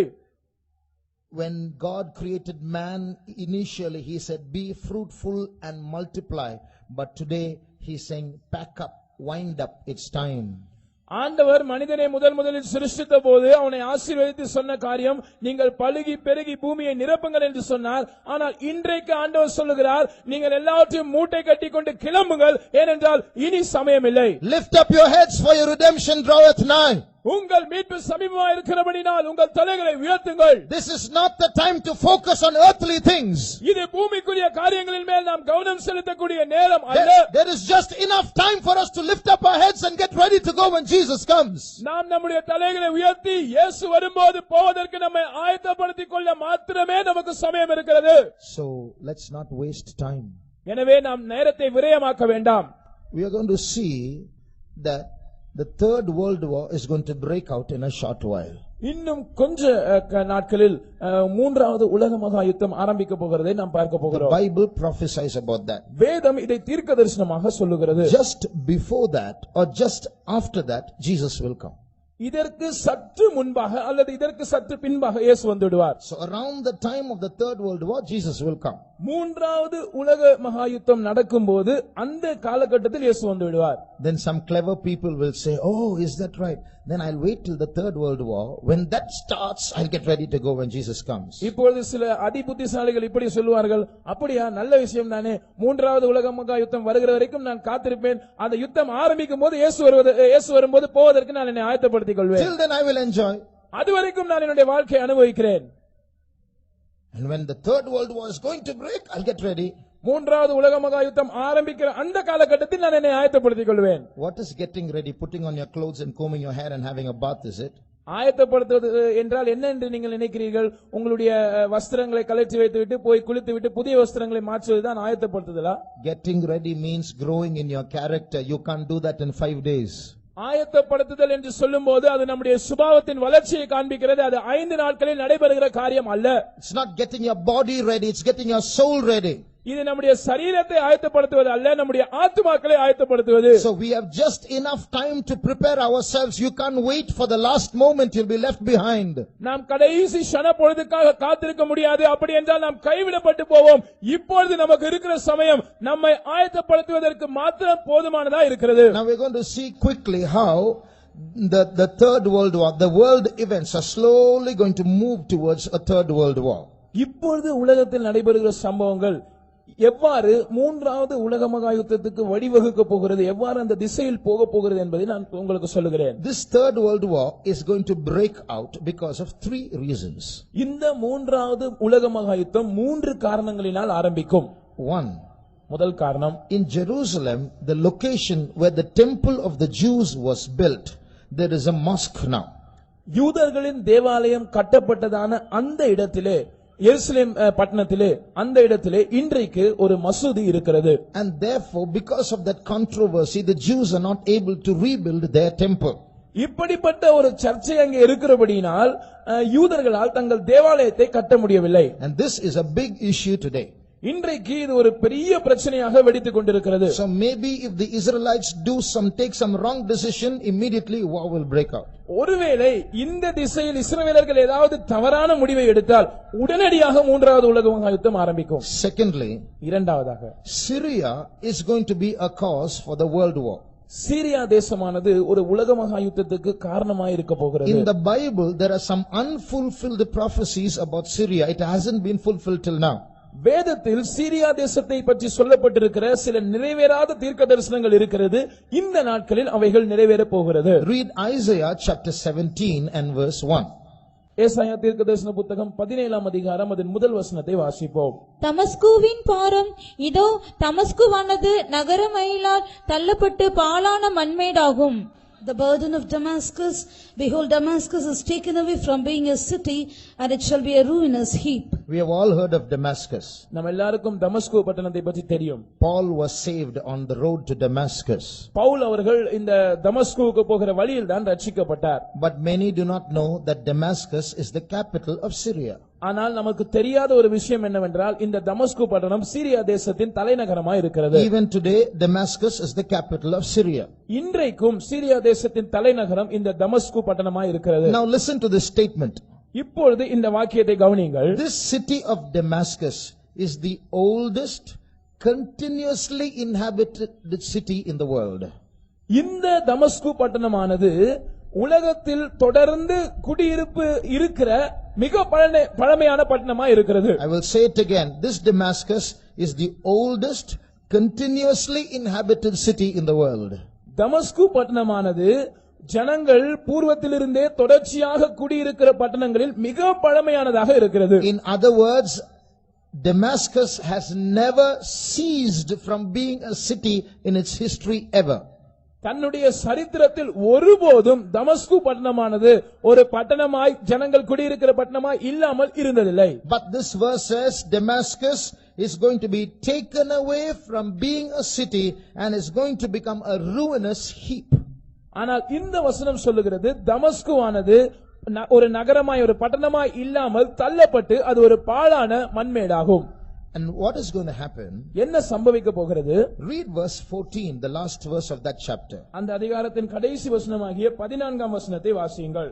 இதோ, சாயங்காலத்திலே கலக்கம் உண்டாக்கும், விடியற் காலத்திற்கு முன் அவர்கள் ஒளிந்து போவார்கள். இது And behold, at evening tide trouble, and before the morning he is not. In the evening trouble, in the morning he is not. சாயங்காலத்திலே கலக்கம் உண்டாகும், காலையிலே அவர்கள் இல்லாமல் போவார்கள். What is the meaning of that? அதோட அர்த்தம் என்ன? Damascus is going to be destroyed overnight. ஒரு இரவிலே தமஸ்கு அழிக்கப்படும். In Isaiah's days, the man who wrote this prophecy, in his days, this was impossible because people fought with stones and arrows and bows. இந்த தீர்க்கதரிசனத்தை உரைத்ததான ஏசாயாவின் நாட்களில் இது சாத்தியப்படாத அசாத்தியமான ஒரு விஷயமா இருந்தது. ஏனென்றால் அந்த நாட்களில் யுத்தங்கள் கற்களை கொண்டும் அம்புகளை கொண்டும் ஈட்டிகளை கொண்டும் செய்யப்பட்டன. But today it is possible for a city to be overthrown or become a ruinous heap overnight. இன்றைக்கு ஒரு பட்டணத்தை கவிழ்ப்பது அல்லது அதை ஒரு பாழான மண்மேடாக்குவது என்பது ஒரு இரவிலே அதை செய்வது ஒரு சாத்தியமான விஷயம்தான். Because we have atom bombs today. ஏனென்றால் இன்றைக்கு அணுகுண்டுகள் இருக்கிறது. So overnight this Damascus is going to be overthrown is the Bible prophecy. It has not yet been fulfilled. It is going to be fulfilled. வேதம் தீர்க்கதரிசனமாக சொல்லுகிறது ஒரே இரவிலே தமஸ்கு கவிழ்க்கப்பட்டு போகும். இது இன்னும் நிறைவேறவில்லை, இது நிறைவேற போகிறது. Now if you read verse 3 of the same chapter, இதே அதிகாரத்தின் 3ஆம் வசனத்தை நீங்கள் வாசிப்பீர்கள் என்றால், we see that Syria will retaliate and Ephraim, which is a part of Israel, is going to be damaged. Syria தேசமானது இதற்கு பதிலடி கொடுக்க முயற்சி செய்யும். அப்படி அது செய்யும்போது இஸ்ரவேல் தேசத்தின் ஒரு பகுதியானது தாக்கப்படும். So it's going to be an Israel-Syria war. எனவே இது இஸ்ரவேலுக்கும் சீரியாவுக்கும் இடையே நடைபெறுகிற ஒரு யுத்தமாய் இருக்கும். If you turn to Isaiah chapter 7, ஏசாயா 7ஆம் அதிகாரத்துக்கு நாம் திரும்பி வந்தால், there you see another prophecy about the same Israel-Syria war. இந்த இஸ்ரவேல் சீரியா யுத்தத்தை பற்றி வேறொரு தீர்க்க தரிசனத்தை நாம் அங்கே பார்க்கலாம். You read chapter 7 and verse 8. 7ஆம் அதிகாரத்தின் 8ஆம் வசனத்தை நாம் வாசிப்போம். கர்த்தராகிய ஆண்டவர் அந்த ஆலோசனை நிலை நிற்பதில்லை, அதன்படி சம்பவிப்பதும் இல்லை. சீரியாவின் தலை தமஸ்கு, தமஸ்குவின் தலை ரேத்சீன். இன்னும் 65 வருஷங்களிலே எப்ராயிம் ஒரு ஜனமாய் இராதபடிக்கு நொறுங்குண்டு போம். For the head of Syria is Damascus, and the head of Damascus is risen, and within 65 years shall Ephraim be broken, that it be not a people. So when Israel attacks Syria, Syria will attack Israel. இஸ்ரவேல் தேசம் சீரியா தேசத்தை இஸ்ரவேல் தேசத்தை தாக்கும்போது இஸ்ரவேல் தேசம் சீரியா தேசத்தை தாக்கும். When Israel attacks Syria, Syria will attack Israel. இஸ்ரவேல் தேசம் சீரியா தேசத்தை தாக்கும்போது சீரியா தேசம் இஸ்ரவேல் தேசத்தை திரும்பவும் தாக்கும். Israel is very popular for preemptive strikes. இஸ்ரவேல் தேசமானது முன்னெச்சரிக்கையான தாக்குதல்களுக்காக பேர் போன ஒரு நாடா இருக்கிறது. In other words, while the enemy is planning to strike, these people will go and throw bombs and come back. மறு வார்த்தையில் சத்துரு இவர்களை தாக்குவதற்கு திட்டம் தீட்டிக் கொண்டிருப்பது இவர்களுக்கு தெரிந்துவிட்டால் உடனடியாக இவர்கள் போய் அண்டுகுண்டுகளை வீசிவிட்டு வந்து விடுவார்கள். It's happened before. இது இதற்கு முன்பாகவும் நடந்திருக்கிற ஒரு காரியம்தான். In the year 1967, a 6-day war took place. 4 nations planned to fight against Israel. 1967ஆம் வருஷத்தில் 4 நாடுகள் ஒன்று சேர்ந்து இஸ்ரவேல் தேசத்துக்கு விரோதமாக யுத்தம் செய்ய தீர்மானித்தன. அந்த யுத்தம் 6 நாட்கள் யுத்தமாக நடந்தது. But before they could start the attack, Israeli planes went to these 4 countries, threw bombs on the airports, and all their planes were destroyed. ஆனால் சம்பவித்த காரியம் என்னவென்றால் அவர்கள் இஸ்ரவேல் தேசத்தை தாக்குவதற்கு முன்பாகவே இஸ்ரவேல் தேசத்தின் போர் விமானங்கள் இந்த 4 நாடுகளுக்கும் சென்று அவர்களுடைய விமான நிலையங்கள் மேல் குண்டுகளை வீசி அவர்களுடைய போர் விமானங்களை எல்லாம் அழித்துவிட்டு வந்துவிட்டது. அவ்வளவுதான். In 6 days the war was over. 6 நாட்களில் யுத்தம் முடிந்தது. Just imagine one country against 4 countries. Those 4 countries surrendered and stopped the war. யோசித்து பாருங்கள், ஒரே ஒரு நாடு, அதற்கு விரோதமாக 4 நாடுகள், ஆனாலும் அந்த 4 நாடுகளும் அவர்கள் சரணடைந்து விட்டன, யுத்தத்தை நிறுத்திவிட்டன. And the result was Israel became bigger than before. இந்த யுத்தத்தின் விளைவாக இஸ்ரவேல் தேசம் தன்னுடைய எல்லைகளை விரிவுபடுத்திக் கொண்டது. If you look at the map of Israel, இஸ்ரவேல் தேசத்தின் வரைபடத்தை பார்க்கும்போது this white portion is the old Israel before 1967. 1967ஆம் வருஷத்துக்கு முன்பாக இருந்ததான இஸ்ரவேல் தேசத்தை இந்த வெள்ளை பகுதி காண்பிக்கிறது. But these are the extra portions that they got after the 6-day war. ஆனால் குறித்து காட்டப்படுகிறதான இந்த பகுதிகள் இந்த 6 நாள் யுத்தத்துக்கு பின்பாக அவர்கள் சேர்த்துக் கொண்ட பகுதிகளாகும். This place Gaza Strip. இந்த காசா ஸ்ட்ரிப் என்று அழைக்கப்படுகிற இடம். This place called the West Bank. இந்த மேற்கத்திய பேங்க் என்று அழைக்கப்படுகிற இடம். And this place called the Golan Mountains, the Golan Heights. Colon heights அல்லது கோலன் மலைகள் என்று அழைக்கப்படுகிற இடம். After the 6-day war, they got all these places. 6 நாள் யுத்தத்துக்கு பிற்பாடு இந்த இடங்களை எல்லாம் அவர்கள் கைப்பற்றிக் கொண்டார்கள். That's why all the neighbors of Israel are angry. இதனால் தான் இஸ்ரவேல் தேசத்தின் சுற்றிலும் இருக்கிறதான அண்டை நாடுகள் எல்லாம் கோபத்தில் இருக்கிறது. So this Israel always strikes before. எனவே இஸ்ரவேல் தேசம் எல்லா நேரங்களிலும் அது முன்பாக முன்னெச்சரிக்கையான தாக்குதல்களை நடத்தும். So Syria will strike back. அப்பொழுது சீரியா தேசமானது திரும்பவும் தாக்கும். I told you Bible prophecies take place in cycles. நான் உங்களுக்கு சொன்னேன், ஒரு சக்கரத்தை போல கால சுழற்சியில் தீர்க்கதரிசனங்கள் திரும்பவுமாக நடைபெறும். So when you read verse 8, you read about 65 years. Within 65 years. இந்த 8ஆம் வசனத்திலே நாம் வாசித்த போது 65 வருடங்களுக்குள் என்று நாம் வாசிக்க கேட்டோம். So if you calculate 65 years from 1948, the year of independence of Israel. இஸ்ரவேல் தேசத்தின் சுதந்திரம் அடைந்த அந்த ஆண்டான 1948ஆம் வருஷத்திலிருந்து 65 வருஷங்களை நீங்கள் கணக்கு போட்டு பார்த்தால் what will you get? உங்களுக்கு என்ன வருஷம் கிடைக்கிறது?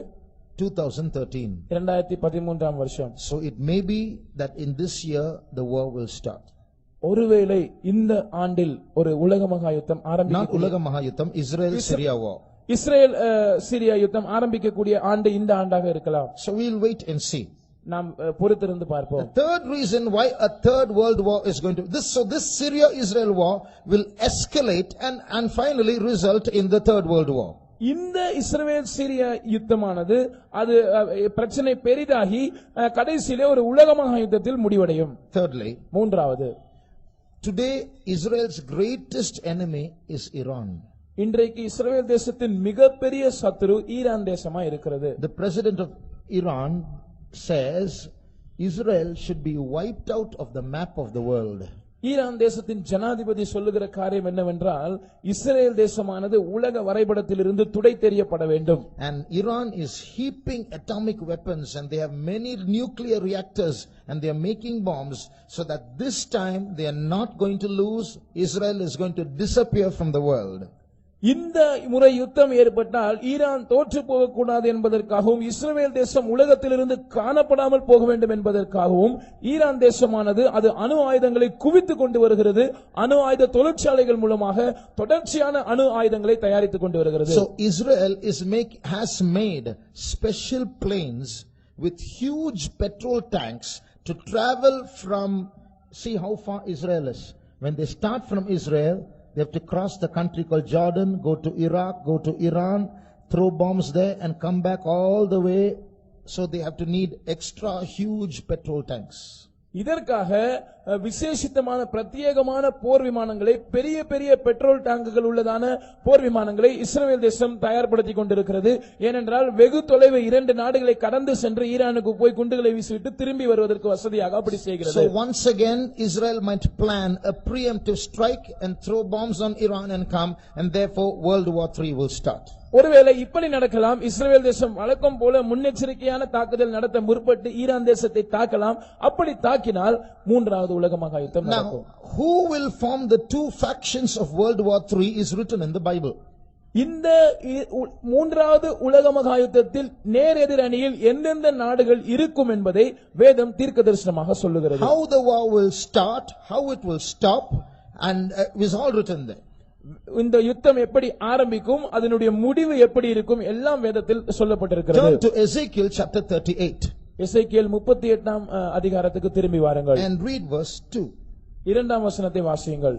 மனுபுத்திரனே, மேசேக் தூபால் ஜாதிகளின் தலைமையான அதிபதியாகிய மாகோகு தேசத்தானான கோகுக்கு எதிராக நீ உன் முகத்தை திருப்பி அவனுக்கு விரோதமாக தீர்க்கதரிசனம் உரைத்து, Son of man, set thy face against Gog, the land of Magog, the chief prince of Meshech and Tubal, and prophesy against him. See, here are some very strange names. இங்கே சில வினோதமான பெயர்களை நாம் பார்க்கிறோம். What these names are, we have to find out.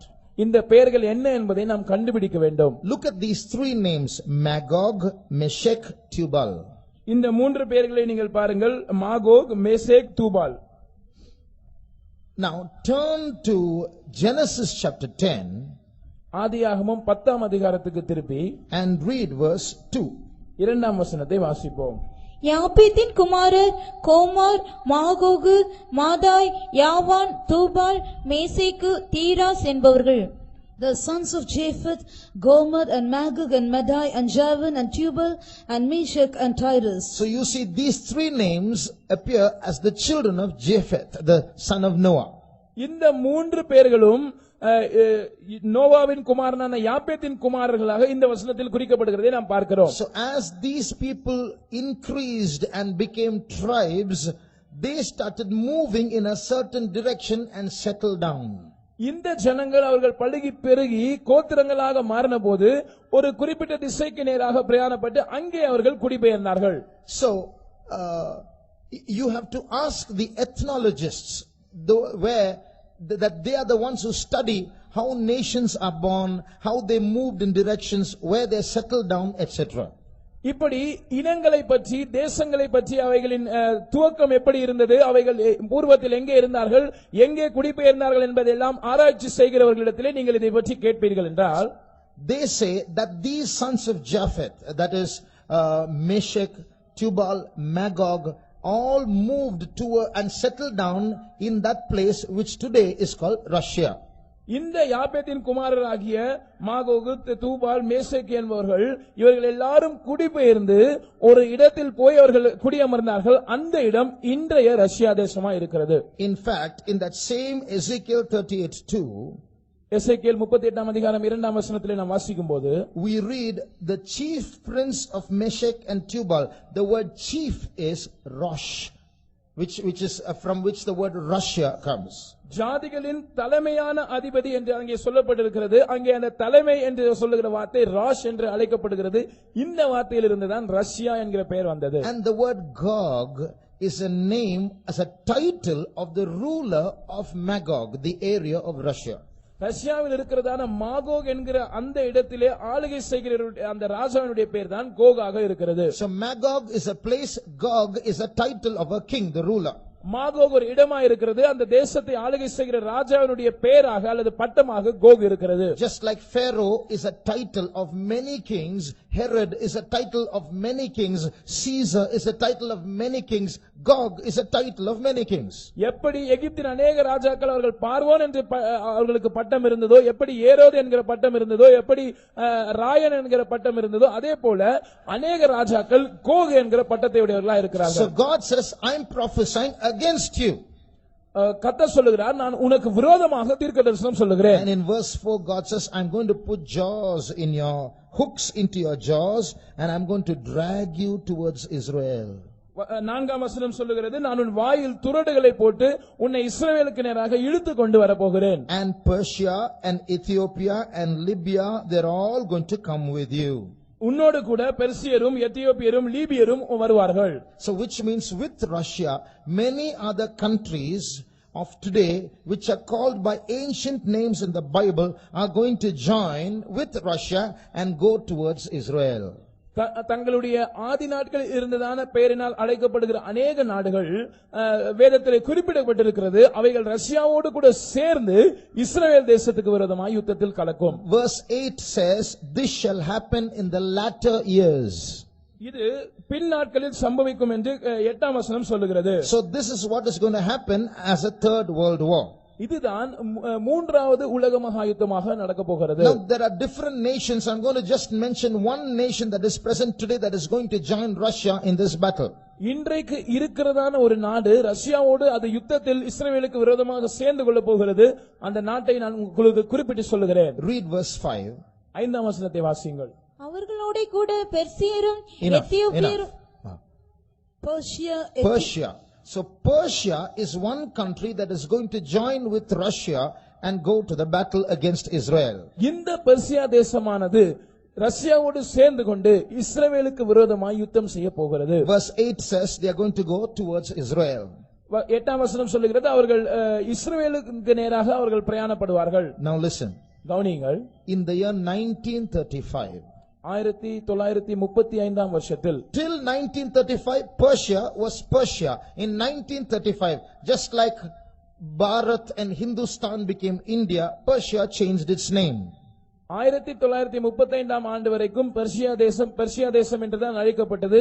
ஆனால் எப்படி பாரத் இந்துஸ்தான் என்கிற பெயர் மாறி இந்தியா தேசம் என்று பெயரிடப்பட்டிருக்கிறதோ அதே போல பெர்சியா தேசமும் பெயர் மாற்றம் அடைந்தது. In the year 1935, the country of Persia became known as Iran. 1935ஆம் வருஷத்தில் பெர்சியா தேசம் இனி ஈரான் என்று அழைக்கப்பட்டது. So this Bible says that Russia and Persia are going to join with many countries and travel towards the mountains of Israel with their armies. இந்த வேதம் சொல்லுகிற காரியம் என்னவென்றால், இந்த ரஷ்யா தேசமும் இந்த பெர்சியா தேசமும் இன்னும் அநேக நாடுகளை சேர்த்துக் கொண்டு இஸ்ரவேல் தேசத்தின் மலைகளுக்கு விரோதமாய் அவைகள் தங்கள் ராணுவங்களை சேர்த்துக் கொண்டு போக போகிறது. See, all this is Golan Heights. These are mountains. இந்த கோலன் ஹைட்ஸ் என்று சொல்லப்படுகிற இடம் அது மலைப்பகுதியா இருக்கிறது. The entire area there are so many mountains. அந்த கோடிட்டு காண்பிக்கப்படுகிற பகுதி எல்லாம் முழுவதும் மலைப்பகுதியா இருக்கிறது. Russia is this portion. Russia அந்த பகுதியா இருக்கிறது. So Russia and Iran and many countries will join together, form a coalition army and march towards Israel, crossing these mountains. ரஷ்யாவும் ஈரானும் இன்னும் அதை சுற்றி இருக்கிற அநேக நாடுகளும் ஒன்று சேர்ந்து ஒரு கூட்டு ராணுவமாக இந்த மலை பிரதேசத்தை நோக்கி தங்களுடைய ராணுவத்தை அனுப்ப போகிறது. And what is going to happen? சம்பவிக்க போகிறது என்ன? As they come near Israel, அவர்கள் இஸ்ரவேல் தேசத்தை நெருங்கி வரும்போது they are saying to themselves, it's very easy, just cross the mountains of Israel. There are no fortresses, no fortifications, no walls. It's easy to take over Israel, they will say. அவைகள் சொல்ல போகிற காரியம் என்னவென்றால், இஸ்ரவேல் தேசத்தை நாம் எளிதாக கைப்பற்றி விடலாம், இந்த மலைகளை மாத்திரம் நாம் கடந்தால் போதும், இஸ்ரவேல் தேசத்துக்கு எந்தவித மதில்களும் கிடையாது, எந்த பாதுகாப்பும் கிடையாது, அரண்களும் கிடையாது, இது சுலபமான வெற்றியா இருக்கும் என்று சொல்லுவார்கள். Because there's lack of time, I'm skipping some details. நேரம் குறைவா இருக்கிறபடினால் சில விளக்கங்களை நான் தவிர்க்கிறேன். Now at this time when one faction, one group of armies is joining together to come against Israel, who will support Israel? இப்படி ஒரு கூட்ட தேசங்கள் தங்கள் ராணுவத்தை ஒன்று சேர்த்து கூட்டு ராணுவமாக உண்டாக்கும் போது இஸ்ரவேலுக்கு ஆதரவாக யார் வருவார்? Till now, Israel is supported by America, Britain and some European English-speaking countries. இதுவரைக்கும் இஸ்ரவேல் தேசத்துக்கு ஆதரவாக இருந்து வருகிற நாடுகளில் முக்கியமான நாடுகள் அமெரிக்க தேசம், இங்கிலாந்து தேசம் மற்றும் சில ஐரோப்பிய தேசங்களா இருக்கின்றன. In verse 13, you will see those countries that are supporting Israel. இப்பொழுது 13ஆம் வசனத்திலே இஸ்ரவேல் தேசத்துக்கு ஆதரவு கொடுக்கிற சில தேசங்களை நாம் அங்கே வாசிக்கிறோம். Sheba and Dedan refer to some Gulf countries that will support Israel. சேபா மற்றும் தேதான் தேசங்கள் சில வளைகுடா நாடுகளை குறிக்கின்றன. இவைகள் இஸ்ரவேலுக்கு ஆதரவாய் இருக்கும். And then we read of the merchants of Tarshish. அதற்கு பிற்பாடு தர்ஷீஷின் வர்த்தகரை குறித்து நாம் வாசிக்கிறோம். Which place is Tarshish? Tarshish என்பது எந்த இடம்? The word, the Tarshish, Bible scholars doing research say Tarshish was a place where you used to get tin. It was a source of tin. தர்ஷீஸ் என்கிறதான இந்த இடம் டின் என்கிற உலோகம் கிடைக்கக்கூடியதான இடமாக இருந்தது என்று ஆராய்ச்சியாளர்கள் சொல்லுகிறார்கள். And today's Great Britain, the word Britain, which comes from the word Britannia, means a source of tin. இன்றைக்கு இருக்கிறதான பிரிட்டன் அல்லது பிரிட்டானியா என்கிற பெயரிலிருந்து இதனுடைய பெயர் வருகிறது. இந்த பிரிட்டானியா என்கிற வார்த்தைக்கு அர்த்தம் இந்த டின் கிடைக்கக்கூடிய ஒரு இடம். So Bible scholars say that Great Britain is Tarshish.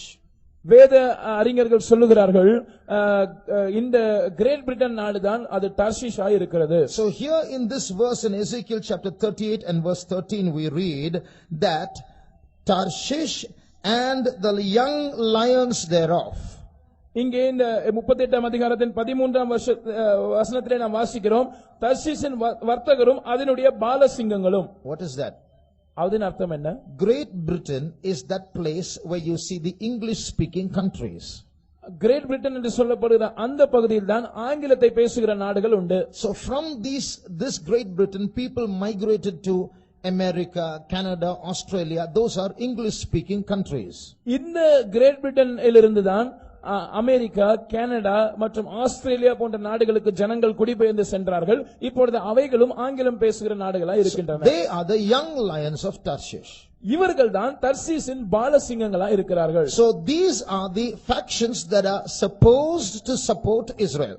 இவைகள் தான் இஸ்ரவேல் தேசத்துக்கு ஆதரவு கொடுக்க வேண்டியவைகளாய் இருக்கிறதான கூட்டங்கள். But very sad. ஆனால் துக்கமான விஷயம், when Russia and Iran and those countries are taking their armies towards Israel. ரஷ்யாவும் ஈரானும் அதனுடைய கூட்டு நாடுகளும் தங்களுடைய ராணுவத்தை இஸ்ரவேல் தேசத்தை நோக்கி செலுத்தும் போது America and Britain will not take their armies to support Israel because they know it's going to be a terrible loss if we go and lend our hand to support Israel. அமெரிக்காவும் great Britain நாடும் ஒருபோதும் தங்களுடைய ராணுவத்தை இஸ்ரவேலுக்கு உதவியாக அனுப்பாது. ஏனென்றால் அவர்களுக்கு நன்றாக தெரியும் நாம் இஸ்ரவேல் தேசத்துக்கு உதவிக்கரம் நீட்டினால் அது மிக பயங்கரமான ஒரு சேதத்தை விளைவிக்கும். So they will only offer verbal support, verbal resistance, not literal resistance. எனவே அவர்கள் எழுத்தின்படியாய் இந்த கூட்டு நாடுகளை எதிர்க்க மாட்டார்கள், வாய்மொழியில் தங்களுடைய எதிர்ப்பை தெரிவிப்பார்கள், அவ்வளவுதான். Read verse 13. 13ஆம் வசனத்தை வாசியுங்கள். சேபா தேசத்தாரும் தேதான் தேசத்தாரும் தர்ஷீசின் வர்த்தகரும் அதனுடைய பாலசிங்கங்களான அனைவரும் உன்னை நோக்கி, நீ கொள்ளையிட அல்லவோ வருகிறாய் என்றும், நீ சூறையாடி வெள்ளியையும் பொன்னையும் ஆஸ்தியையும் எடுத்துக் கொள்ளுகிறதற்கும் ஆடுகளையும் மாடுகளையும் பிடிக்கிறதற்கும் மிகவும் கொள்ளையிடுகிறதற்கும் அல்லவோ உன்னுடைய கூட்டத்தை கூட்டினாய் என்றும் சொல்லுவார்கள். Sheba and Dedan and the merchants of Tarshish with all the young lions thereof shall say unto thee, art thou come to take a spoil? Hast thou gathered thy company to take a prey, to carry away silver and gold, to take away cattle and goods, to take a great spoil? So their resistance is only going to be in words. Their leaders will say, no, you should not do that. We oppose it and we resist it. But they will do nothing about it.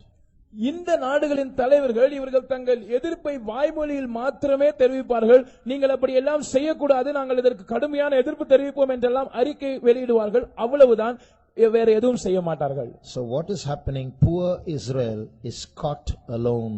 எனவே சம்பவிக்கிற காரியம் என்னவென்றால் பாவப்பட்ட இந்த இஸ்ரவேல் தேசம் தனியாக அகப்பட்டுக் கொண்டது. Now they are going to be destroyed.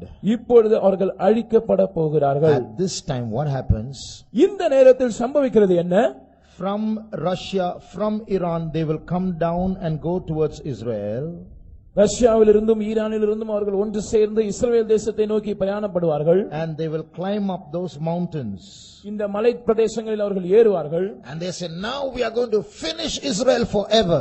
இப்பொழுது அவர்கள் சொல்லுவார்கள், இப்பொழுது ஒரேடியாக இஸ்ரவேல் தேசத்தை நாங்கள் தொலைத்து போட போகிறோம். At that time when nobody is coming to help Israel, இந்த நேரத்தில் ஒருவருமே இஸ்ரவேலின் உதவிக்கு வராமல் இருக்கும்போது, remember in the beginning we read a key verse. நாம் ஆரம்பத்தில் ஒரு மூல வசனத்தை வாசித்தோம், அதை ஞாபகம் வைத்துக் கொள்ளுங்கள். In that day I will make Jerusalem a burdensome stone to all people, though the whole earth be assembled against it, they shall be cut in pieces. அந்த நாளில் நான் எருசலேமை எல்லா ஜனங்களுக்கும் ஒரு பாரமான கல்லாக்குவேன், அவர்கள் முழு உலகமும் அதற்கு விரோதமாய் கூட்டம் கூடினாலும் அவர்கள் துண்டாடப்படுவார்கள். Now we are not supporting Israel, நாம் இஸ்ரவேல் தேசத்தை ஆதரிக்கிறதில்லை, but we are happy because it has a spiritual application in our life.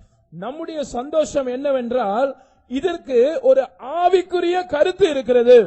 It's because we are spiritual Jerusalem, and just like the Lord defends the literal Jerusalem, He is going to defend us. இதற்கு ஒரு ஆவிக்குரிய பொருத்தம் இருக்கிறது. எப்படி எழுத்தின்படியான இஸ்ரவேலை ஆண்டவர் பாதுகாக்க போகிறாரோ அதே போல ஆவிக்குரிய இஸ்ரவேலராய் இருக்கிற நம்மையும் அவர் பாதுகாப்பார். So when the Russians and the Iranians climb up the mountains of Israel and they are going to come down and finish Israel, இந்த ரஷ்யா, ஈரான் மற்றும் அதன் கூட்டு ராணுவங்கள் இந்த இஸ்ரவேலின் மலைகளில் ஏறி அந்த பக்கமாக இறங்கி இஸ்ரவேலை அழிக்க முற்படும் போது 3 things will happen. 3 காரியங்கள் சம்பவிக்கும். In verse 19, 19ஆம் வசனத்தில் it says, there shall be a great shaking in the land of Israel. அந்நாளிலே இஸ்ரவேல் தேசத்திலே ஒரு பெரிய அதிர்ச்சி உண்டாகும் என்று வாசிக்கிறோம். And the next verse says, the mountains shall be thrown down. An earthquake is going to take place and the mountains are going to be thrown down. பர்வதங்கள் இடியும் என்று நாம் வாசிக்கிறோம். அதனுடைய அர்த்தம் என்னவென்றால் ஒரு பூமி அதிர்ச்சி சம்பவிக்க போகிறது, அந்த பர்வதங்கள் இடிந்து போகும். So when these armies who are hating Israel are climbing up the mountains of Israel and they are on top, only a little more and we are going to win over Israel, the mountains start shaking. இந்த கூட்டு ராணுவங்கள் இஸ்ரவேல் தேசத்துக்கு விரோதமாய் வந்து அவர்களுடைய மலைகளில் ஏறி அதன் மேல் நின்று கொண்டு இன்னும் கொஞ்ச தூரம் தான் வெற்றி பக்கத்தில் இருக்கிறது, நாங்கள் இஸ்ரவேலை கைப்பற்ற போகிறோம் என்று சொல்லும் போது ஒரு பூமி அதிர்ச்சி உண்டாகி அந்த மலைகள் இடிய ஆரம்பிக்கும். That's the first thing that will happen. முதலாவது சம்பவிக்கிற காரியம் அதுதான். The second thing that is going to happen, இரண்டாவதாக சம்பவிக்க போகிற காரியம், Ezekiel chapter 38 verse 21 says, every man's sword shall be against his brother. எசேக்கியேல் 38ஆம் அதிகாரத்தின் 21ஆம் வசனம் சொல்லுகிறது, அவனவன் பட்டயம் அவனவன் சகோதரனுக்கு விரோதமாய் இருக்கும். Remember, this army is a group of many nations coming together. What will happen? God is going to confound that army and they will start fighting with each other. There's going to be internal warfare. ஞாபகம் வைத்துக் கொள்ளுங்கள், இந்த கூட்டு ராணுவமானது அநேக தேசங்களை சேர்ந்த ராணுவங்களின் ஒரு தொகுப்பா இருக்கிறபடினாலே ஆண்டவர் இவர்களுக்குள் ஒரு குழப்பத்தை அனுப்புவார். எனவே இவர்கள் ஒருவரோடு ஒருவர் சண்டையிட ஆரம்பிப்பார்கள். That's the second thing that will happen. சம்பவிக்க போகிற இரண்டாவது காரியம் இதுதான். Thirdly, மூன்றாவது, there's going to be a rain. ஒரு மழை பெய்ய போகிறது. Not a rain of water. அது தண்ணீர் மழை அல்ல. It's a rain of hailstones, fire and brimstone in verse 22. 22ஆம் வசனத்தில் நாம் வாசிக்கிறபடி அது ஒரு பெருங்கல்மழையும் அக்கினி மழையும் கந்தக மழையுமாய் இருக்கும். So by these 3 supernatural events, a great destruction is going to come upon not Israel but the enemies of Israel. இயற்கைக்கு அப்பாற்பட்ட இந்த 3 நிகழ்வுகளினால் இஸ்ரவேலுக்கு அல்ல, இஸ்ரவேலின் சத்துருக்களுக்கு ஒரு பேரழிவு உண்டாகும். As a result of these 3 supernatural events, what is going to happen? இந்த 3 இயற்கைக்கு அப்பாற்பட்ட சம்பவங்களினால் சம்பவிக்க போகிறது என்ன? When we come to the next chapter, Ezekiel 39, எசேக்கியேல் 39ஆம் அதிகாரத்துக்கு நாம் வரும்போது, again the prophecy says, prophesy against Gog and Meshech and Tubal. மறுபடியும் தீர்க்கதரிசனம் சொல்லுகிறது, நீ கோகுக்கு விரோதமாக மேசேக் தூபால் என்பவர்களுக்கு விரோதமாக தீர்க்கதரிசனம் சொல்லு. Read verse 2. 2ஆம் வசனத்தை வாசிப்போம். நான் உன்னை திருப்பி உன்னை 6 துறடுகளால் இழுத்து உன்னை வடபுறங்களிலிருந்து எழும்பவும் இஸ்ரவேல் மலைகளில் வரவும் பண்ணி. Read verse 3 and 4 also. உன் வில்லை உன் இடது கையிலிருந்து தட்டிவிட்டு உன் அம்புகளை உன் வலது கையிலிருந்து விழப்பண்ணுவேன். நீயும் உன் எல்லா ராணுவங்களும் உன்னோடு இருக்கிற ஜனங்களும் இஸ்ரவேல் மலைகளில் விழுவீர்கள். உராஞ்சுகிற there's no time, we'll see in Tamil alone. What is written here? இங்க என்ன சொல்லப்பட்டிருக்கிறது? God is telling the enemies of Israel, I will smite your bow out of your left hand and throw down your arrow from your right hand and make you empty-handed. நான் உன் வில்லை உன் இடது கையிலிருந்து தட்டிவிட்டு உன் அம்புகளை உன் வலது கையிலிருந்து விழப்பண்ணி உன்னை ஆயுதம் இல்லாமல் வெறுங்கையாக மாற்றி, and you and your armies are going to fall upon the mountains of Israel. நீயும் உன் எல்லா ராணுவங்களும் உன்னோடு இருக்கிற ஜனங்களும் இஸ்ரவேல் மலையிலே விழப்போகிறீர்கள். And verse 2 says only a sixth part of you will remain. இரண்டாம் வசனம் சொல்லுகிறது, உங்களில் 1/6 தான் மீதியா இருப்பீர்கள். Which means 5/6 of the army of the enemies of Israel are going to be destroyed not by war but by natural calamities இதனுடைய அர்த்தம் என்னவென்றால், and internal war.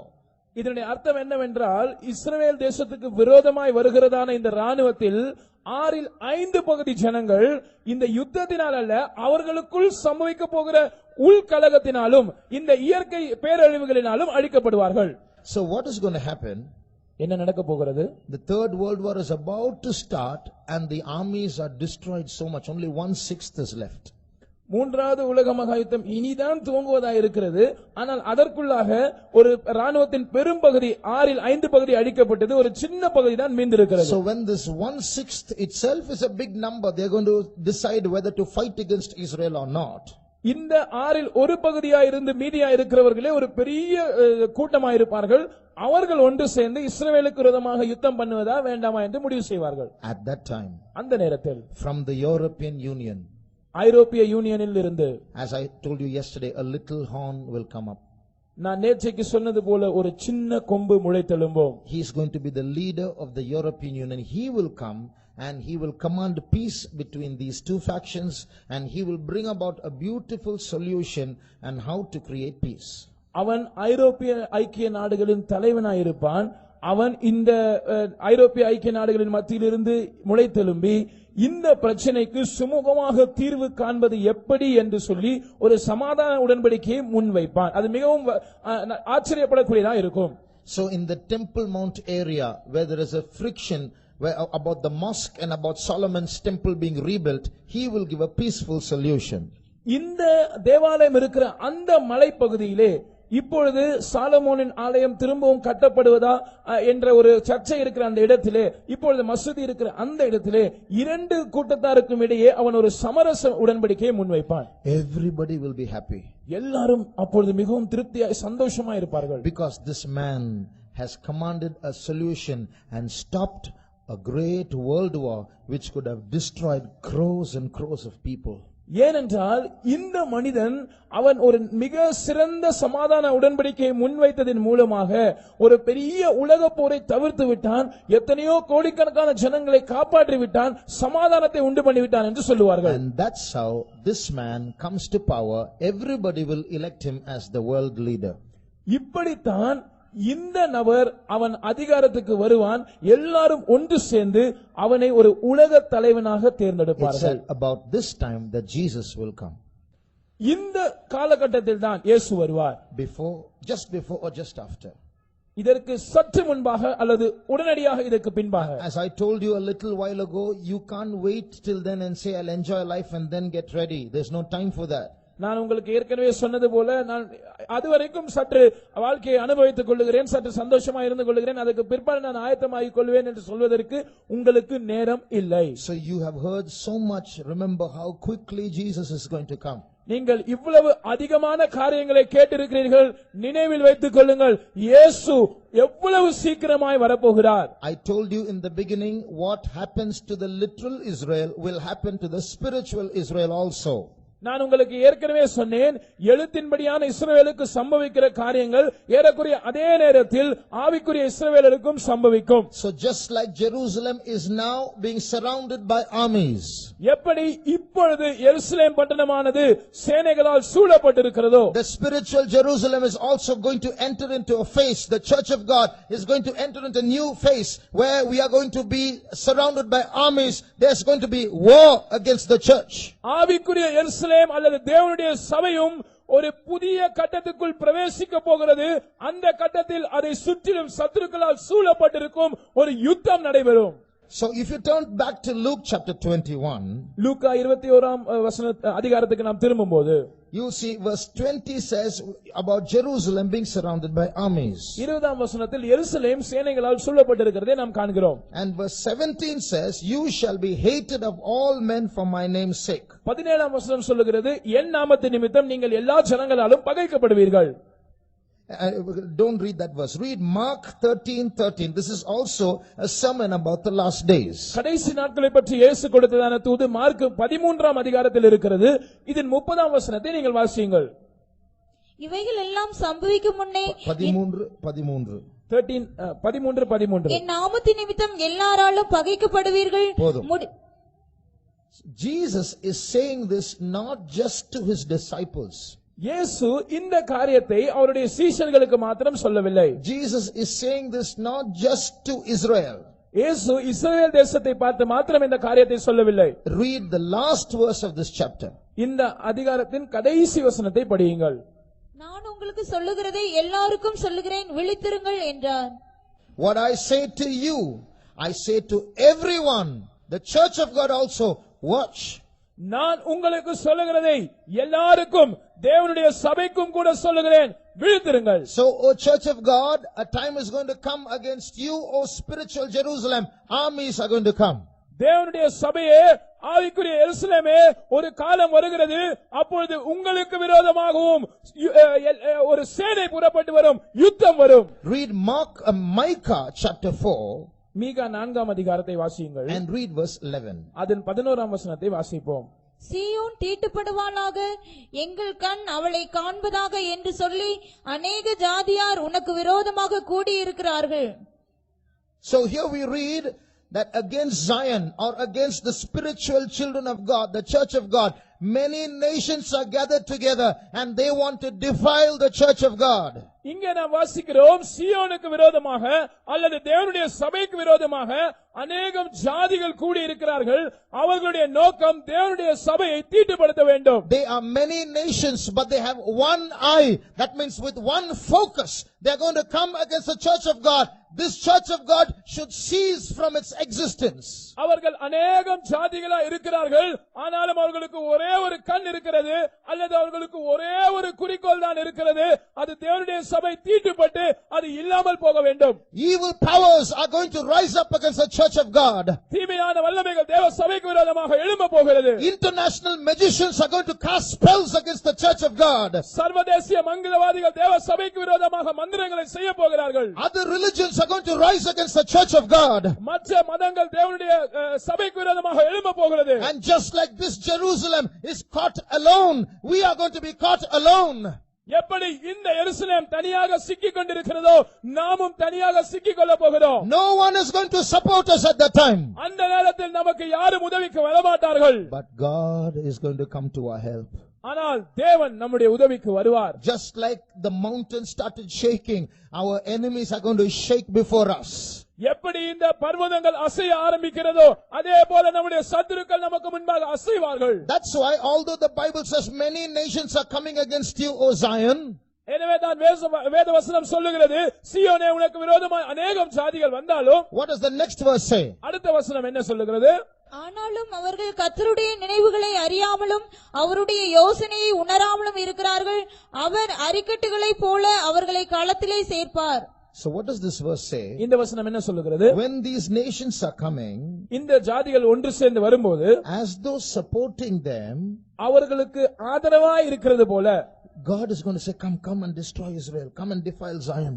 ஆண்டவர் சொல்வார், வாங்க வாங்க நீங்க இஸ்ரவேல் தேசத்தை அழிக்கும்படியாய் வாருங்கள், சீயோனை தீட்டுப்படுத்தும்படியாய் வாருங்கள் என்று ஆண்டவர் அவர்களுக்கு ஆதரவாய் இருக்கிறது போல இருக்கும். God is gathering them as the sheaves into the floor. ஆண்டவர் அவர்களை அரிக்கட்டுகளை களத்திலே சேர்க்கிறது போல கூட்டி சேர்ப்பாராம். Jerusalem is wondering now, why is God doing this? இப்பொழுது யூதர்கள் ஆச்சரியப்படுகிறார்கள், ஏன் தேவன் இப்படி செய்கிறார்? Why is God allowing this in his church? ஏன் தேவ சபையில் இப்படிப்பட்ட காரியங்களை அவர் அனுமதிக்கிறார்? But the verse says, God, nobody knows his thoughts, his plans are different. ஆனால் இந்த வசனம் சொல்லுகிறது அவருடைய திட்டங்கள் அது வேறு மாதிரியா இருக்கிறது. அவருடைய யோசனைகளை யாரும் அறியார்கள். Some of you might know the story of Shakespeare, the merchant of Venice. உங்களில் சிலருக்கு ஒருவேளை இந்த மர்ச்சன்ட் ஆஃப் வெனிஸ் என்று சொல்லப்படுகிறதான ஷேக்ஸ்பியரின் ஒரு கதையை பற்றி நீங்கள் படித்திருப்பீர்கள். I myself don't know the whole story, but I know a brief part of it which I will tell you. எனக்கு அந்த முழு கதையும் தெரியாது, அதனுடைய ஒரு சிறு பகுதியை நான் அறிந்திருக்கிறேன், அதை உங்களுக்கு சொல்லுகிறேன். I might be wrong in some places, but I'm going to take only a particular point from it. நான் ஒருவேளை சொல்வது சில இடங்களில் தவறாக இருக்கலாம், பிழை இருக்கலாம், ஆனால் நான் அந்த குறிக்கப்பட்ட பகுதியை மாத்திரம் சொல்லுகிறேன். When one rich businessman who had many ships borrowed a lot of money from another rich man. ஒரு மிகுந்த ஐஸ்வர்யவானான ஒரு வர்த்தகர், அவருக்கு அநேக கப்பல்கள் இருந்தது. அவர் சில காரணங்களுக்காக மற்றொரு ஐஸ்வர்யவானிடத்தில் அதிகமான பணத்தை அவர் கடனாக வாங்கினார். So the man who lent the money said, how do I trust you with so much money? How will you return it back? இந்த கடனை கொடுத்தவர் சொல்லுகிறார், நான் உங்களை எப்படி நம்புவது? இவ்வளவு காசை நான் உங்களுக்கு கொடுக்கிறேனே, நீங்கள் எப்படி அதை திருப்பி கொடுப்பீர்கள்? So that man said, trust me, I'll give it to you back soon. அந்த மனிதன் சொன்னான், நீங்கள் என்னை கண்டிப்பாக நம்ப வேண்டும், நான் நிச்சயமாக அதை சீக்கிரமாக உங்களுக்கு கொடுத்து விடுகிறேன். So the rich man who lent the money says, if you don't return the money back, I am going to take a pound of flesh from you. கடன் கொடுத்ததான இந்த ஐஸ்வர்யவான் சொல்லுகிற காரியம் என்னவென்றால், நீ சரியான நேரத்தில் அந்த பணத்தை எனக்கு திருப்பி கொடுக்காவிட்டால் உன்னுடைய சதையிலிருந்து 1 பவுண்ட் அளவுக்கு சதையை நான் எடுத்துக்கொள்வேன். He said, okay. சரி என்று இவரும் ஒத்துக்கொண்டார். And he took the money. இவர் பணத்தை வாங்கிக் கொண்டார். Very sad tragedy. His ships sank into the sea during a storm. துக்ககரமான பரிதாபகரமான ஒரு காரியம் நடந்தது. ஒரு புயலின் காரணமாக அவருடைய கப்பல்கள் கடலில் மூழ்கி போய்விட்டது. He couldn't return the money. அந்த பணத்தை அவரால் திருப்பி கொடுக்க முடியவில்லை. So the two went to court. இரண்டு பேரும் இப்பொழுது நீதிமன்றத்துக்கு போயிருக்கிறார்கள். The man who lent the money said, I demand a pound of flesh. கடன் கொடுத்தவர் சொல்லுகிறார், எனக்கு நிச்சயமாக இவருடைய மாம்சத்திலிருந்து 1 பவுண்ட் சதை வேண்டும். The victim says, no sir, please give me time, please spare me, please forgive me. பாதிக்கப்பட்டவர் சொல்லுகிறார், ஐயா தயவு செய்து அப்படி எல்லாம் செய்ய வேண்டாம், எனக்கு கொஞ்சம் சமயம் கொடுங்கள், என்னை மன்னித்துக் கொள்ளுங்கள் என்று சொல்லுகிறார். But this man says, sir, justice demands a pound of flesh. ஆனால் இந்த கடன் கொடுத்தவர் சொல்லுகிறார், ஐயா 1 பவுண்ட் சதையை இவரிடத்திலிருந்து எடுப்பதுதான் நீதி. And now the victim's lawyer, he seems to be supporting the enemy and says, you are right sir, a pound of flesh you shall have. இந்த கதையில் இந்த கட்டத்தில் இந்த பாதிக்கப்பட்டவருடைய வழக்கறிஞர் சொல்லுகிறதான காரியம் ஒரு எதிராளிக்கு சாதகமா இருக்கிறது போல் இருக்கிறது. அவர் சொல்லுகிறார், நீங்கள் சொல்லுகிறது சரிதான் ஐயா, நீதியின்படி உங்களுக்கு 1 பவுண்ட் அளவுக்கு சதை கொடுக்கப்படத்தான் வேண்டும். What you speak is just, so my client will give a pound of flesh to you. நீங்கள் சொல்லுகிறது மிகவும் சரியான ஒரு காரியம்தான். என்னுடைய நபர் உங்களுக்கு 1 பவுண்ட் சதையை கொடுப்பார். So this adversary was very happy. He came with the balance in his hand and a knife. இந்த எதிராளி மிகவும் சந்தோஷமாக அவர் ஒரு அளக்கிறதான அந்த அளவுகோலையும் ஒரு தராசையும் அவர் கத்தியையும் எடுத்துக்கொண்டு வருகிறார். And he came near the stomach to take a pound of flesh. அவர் இந்த பாதிக்கப்பட்டவரின் வயிற்று பகுதிக்கு கிட்ட வந்து 1 பவுண்ட் சதையை அங்கிருந்து எடுக்க போவதாக சொல்லுகிறார். And that man's lawyer said, sir, just a moment. இப்பொழுது இந்த பாதிக்கப்பட்டவரின் வழக்கறிஞர் சொல்லுகிறார், ஐயா ஒரு நிமிஷம், you can have a pound of flesh but not a drop of blood. நீங்கள் தாராளமாக 1 பவுண்ட் சதையை எடுத்துக்கொள்ளலாம், ஆனால் ஒரு சொட்டு ரத்தமும் உங்களுக்கு நீங்கள் எடுக்க கூடாது. Now what can he do? என்ன செய்ய முடியும்? That's how the case was won. இப்படி இந்த வழக்கு அது ஜெயிக்கப்பட்டது. In the same way a case is going on in heaven. இப்பொழுது பரலோகத்தில் இதே போல ஒரு வழக்கு நடந்து கொண்டிருக்கிறது. It's called the controversy. No need to read. It's in Isaiah chapter 34. It's called the controversy of Zion.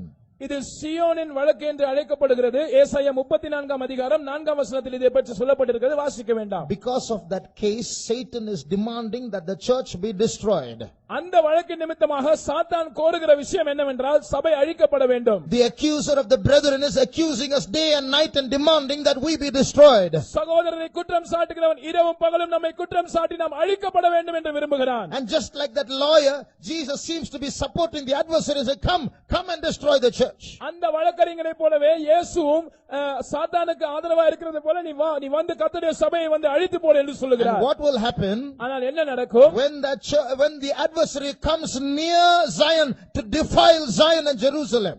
அந்த எதிராளி சீயோனுக்கு பக்கத்தில் வந்து சீயோனையும் எருசலேமையும் தீட்டுப்படுத்த முற்படும் போது, our God has a terrible plan. நம்முடைய தேவனுக்கு ஒரு பயங்கரமான திட்டம் இருக்கிறது. Come back to Micah 4. நீ என்னுடைய எதிராளிக்கு விரோதமாய் வா. Come back to Micah chapter 4. மீகா 4ஆம் அதிகாரத்துக்கு திரும்பி வாருங்கள். Read verse 13. 13ஆம் வசனத்தை வாசியுங்கள். சீயோன் குமாரத்தியே, நீ எழுந்து போரிடி, நான் உன் கொம்புகளை இரும்பும் உன் குளம்புகளை வெண்கலமும் ஆக்குவேன். நீ அநேக ஜனங்களை நொறுக்கி போடுவாய், அவர்கள் தேடி சேர்த்ததை நீ கர்த்தருக்கென்றும் அவருடைய ஆஸ்தியை பூமிக்கெல்லாம் ஆண்டவராய் இருக்கிறவருக்கென்றும் நியமிப்பாய். So what is going to happen? என்ன நடக்க போகிறது? When these, like the enemies of Israel, climb up the mountains of Israel and say, this is the end of Israel. எப்படி இந்த இஸ்ரவேலின் சத்துருக்கள் இஸ்ரவேலின் மலைகளின் மேல் ஏறி இது அவ்வளவுதான், இதோ இஸ்ரவேலின் முடிவு நெருங்கிவிட்டது என்று சொல்லுகிறார்களோ, in the same way, when the enemies of the church of God come near to defile the church of God, இதே போல ஆவிக்குரிய இஸ்ரவேல் சபையின் சத்துருக்கள் வந்து சபையின் பக்கத்திலே வந்து அதை தீட்டுப்படுத்த வரும்போது, the Lord will send down an anointing upon the church of God. கர்த்தர் சபையின் மேல் ஒரு அபிஷேகத்தை அனுப்புவார். That is the latter and former rain. அதுதான் முன்மாறி பின்மாறி. That is the revival that we are looking for. அதுதான் நாம் எதிர்பார்த்து கொண்டிருக்கிறதான எழுப்புதல். You know what will happen? என்ன நடக்கும் என்று தெரியுமா? The church will turn into a big bull. சபை ஒரு பெரிய எருது போல மாறிவிடும். It will have huge horns. அதற்கு மிகப்பெரிய கொம்புகள் இருக்கும். I will make thy horns iron and your hoofs brass. நான் உன் கொம்புகளை இரும்பும் உன்னுடைய குளம்புகளை வெண்கலமும் ஆக்குவேன். And with that anointing you will tread upon your enemies. அந்த அபிஷேகத்தை கொண்டு நீ உன் சத்துருக்களை மிதித்து போடுவாய். Dear brother, dear sister, there are many enemies against your family. அருமையான சகோதரனே, அருமையான சகோதரியே, உன் குடும்பத்துக்கு விரோதமாக அநேகம் சத்துருக்கள் இருக்கிறார்கள். There are many evil powers trying to defile your church. உன்னுடைய சபையை தீட்டுப்படுத்த அநேக தீமையான சக்திகள் முயல்கிறது. But the God who defends the literal Israel will defend the church of God as well. ஆனால் எழுத்தின்படியான இஸ்ரவேலை பாதுகாக்கிற கர்த்தர் ஒருவர் உண்டு. அவர் ஆவிக்குரிய இஸ்ரவேலையும் தேவனுடைய சபையும் பாதுகாப்பார். There will be no one to support us, but the Almighty God will support us. நமக்கு சாதகமாக இருக்கக்கூடிய ஒருவரும் இருக்க மாட்டார்கள், ஆனால் நமக்கு உதவி செய்ய கர்த்தர் இருப்பார். Shall we close our eyes? நம்முடைய கண்களை மூடுவோம். Jerusalem, God is on your side. எருசலேமே, தேவன் உன் பட்சத்தில் இருக்கிறார். Jerusalem, God has chosen you. எருசலேமே, கர்த்தர் உன்னை தெரிந்து கொண்டிருக்கிறார். Jerusalem, the Antichrist wants to defile you, but God is on your side. எருசலேமே, அந்தி கிறிஸ்து உன்னை தீட்டுப்படுத்த முயல்கிறான், ஆனால் தேவன் உன் பட்சத்தில் இருக்கிறார். That God who is defending Israel is in our midst. இஸ்ரவேலை காக்கிறதான தேவன் நம்முடைய மத்தியில் இருக்கிறார். Those who say there are evil powers fighting against you, எனக்கு விரோதமாய் தீமையான சக்திகள் யுத்தம் செய்து கொண்டிருக்கிறது என்று சொல்லுகிறவர்கள், those who say there are evil powers trying to defile my life, என்னுடைய ஜீவியத்தை தீட்டுப்படுத்த தீமையான சக்திகள் முயல்கிறதை நான் உணர்கிறேன் என்று those who சொல்லுகிறவர்கள், say there are evil powers trying to destroy my faith, என்னுடைய விசுவாசத்தை அழிக்க தீமையான சக்திகள் முயல்கிறது என்று சொல்லுகிறவர்கள், if possible, stand on your knees. முடிந்தால் முழங்கால் படியிடுங்கள். Today, God is going to give you a victory. இன்றைக்கு கர்த்தர் உங்களுக்கு ஒரு ஜெயத்தை கொடுக்க போகிறார். Humanly speaking, you are very weak before your enemy. மனித இயல்பின்படி பார்த்தால் உங்களுடைய சத்துருக்களுக்கு முன்பாக நீங்கள் மிகவும் பலவீனராய் இருக்கிறீர்கள். The enemy is too strong for you to fight against. நீங்கள் எதிர்த்து போரிடாதபடிக்கு சத்துரு உங்களோட ஒப்பிட்டு பார்த்தால் சத்துரு மிகவும் பலவானா இருக்கிறார். But look inside you. ஆனால் உங்களுக்குள் பாருங்கள், there is a mighty God. அங்கே ஒரு சர்வ வல்லமையுள்ள தேவன் இருக்கிறார். Almighty God is within you. சர்வ வல்லமையுள்ள தேவன் உங்களுக்குள் இருக்கிறார். All those who have received the Holy Spirit, பரிசுத்தாவின் அபிஷேகத்தை பெற்ற எல்லாரும், you are prisoners of hope. The Lord is going to send you an anointing to prove that He is going to deliver you. நீங்கள் நம்பிக்கையுடைய சிறைகளாக இருப்பீர்கள். கர்த்தர் உங்களை விடுதலையாக்க போகிறார் என்பதற்கு அடையாளமாக கர்த்தர் ஒரு அபிஷேகத்தை அனுப்ப போகிறார். Those evil powers are working day and night to destroy you, to destroy your family, to destroy your church. உங்களையும் உங்கள் குடும்பத்தையும் உங்கள் சபையும் அழிக்கும்படியாக அந்த தீமையான சக்திகள் இரவும் பகலும் கிரியை செய்து But they கொண்டிருக்கிறது. shall not prevail against thee. ஆனால் அவைகள் உங்களை ஒருபோதும் மேற்கொள்வதில்லை. Because the anointing that is upon you is from above, from Zion. ஏனென்றால் உங்கள் மேல் வருகிற அபிஷேகம் அது is coming from the throne of God. அது தேவனுடைய சிங்காசனத்திலிருந்து வருகிறது. It is coming as a commandment of God. அது தேவனுடைய கட்டளையாக வருகிறது. Rejoice in the Holy Spirit. பரிசுத்தாவில் களிகூருங்கள். Rejoice in the anointing. அபிஷேகத்தில் களிகூருங்கள். Your war you will win very easily. உங்களுடைய யுத்தத்தை வெகு எளிதில் நீங்கள் ஜெயிப்பீர்கள். As you clap your hands and get filled in the Holy Spirit, நீங்கள் உங்கள் கைகளை தட்டி அபிஷேகத்தில் நிரம்பும்போது there is going to be an earthquake in the camp of the enemy. சத்துருவின் பாளையத்தில் ஒரு பூமி அதிர்ச்சி உண்டாக போகிறது. Orya shamankalamani anture. Oraya shamankalamani anture. Oraba shamankalamani anture. Thank you, Jesus. Orya shamankalamani anture. Thank you, Jesus. We thank you, Jesus. Oraya shamankalamani anture. Thank you, Lord. We thank you, Jesus. That anointing that is in you, உங்களுக்குள் இருக்கிற அந்த அபிஷேகம், it is not an ordinary anointing. அது சாதாரணமானது அல்ல. It is the power of God working within you. அது உங்களுக்குள் கிரியை செய்கிற தேவனுடைய வல்லமை. It is greater than all the demons working against your family. அது உங்களுடைய குடும்பத்துக்கு விரோதமாய் கிரியை செய்கிற எல்லா பிசாசுகளை விடவும் வல்லமை உள்ளதா இருக்கிறது. The enemy can come like a flood, but the Spirit of God will raise a banner against him. சத்துரு உங்களுக்கு விரோதமாய் வெள்ளம் போல வரலாம், ஆனால் தேவ ஆவியானவர் அவனுக்கு விரோதமாய் கொடியை உயர்த்துவார். As you get filled in the Spirit now, நீங்கள் இப்பொழுது அபிஷேகத்தில் நிரம்பும்போது the Spirit of God within you is raising a flag against your enemy. உங்களுக்குள் இருக்கிற தேவ ஆவியானவர் உங்கள் சத்துருவுக்கு விரோதமாக ஒரு கொடியை உயர்த்துகிறார். Orya shamankalamani samtuna. Niyankaraya samtuna kalamani anture. Jesus. Oh Rabba Shabakara Kalamani anture. Oh Rabba Shabakalamani anture. Jesus, we praise you, Lord. We praise you, Lord. Oh Rama Samankalamani anture. Thank you, Jesus. Thank you, Jesus. சாலேமில் ராஜரீகம் செய்குவீர், நீதி ஓங்கிடவும் ராஜ்யமெங்கும். சாலேமில் ராஜரீகம் செய்குவீர், நீதி ஓங்கிடவும் ராஜ்யமெங்கும். ராஜாக்கள் பிரமிக்க, ஜாதிகள் நடுங்க, சீயோனை சீரக்க செய்வீர்.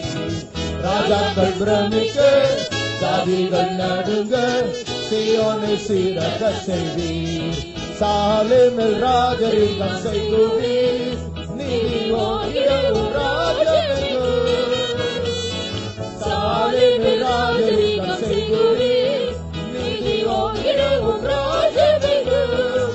ராஜாக்கள் பிரமிக்க, ஜாதிகள் நடுங்க, சீயோனை சீரக்க செய்வீர். ராஜாக்கள் பிரமிக்க, ஜாதிகள் நடுங்க, சீயோனை சீரக்க செய்வீர். சாலேமில் ராஜரீகம் செய்குவீர், நீதி ஓங்கிடவும் ராஜ்யமெங்கும். சாலேமில் ராஜரீகம் செய்குவீர், நீதி ஓங்கிடவும் ராஜ்யமெங்கும். ராஜாக்கள் பிரமிக்க, ஜாதிகள் நடுங்க,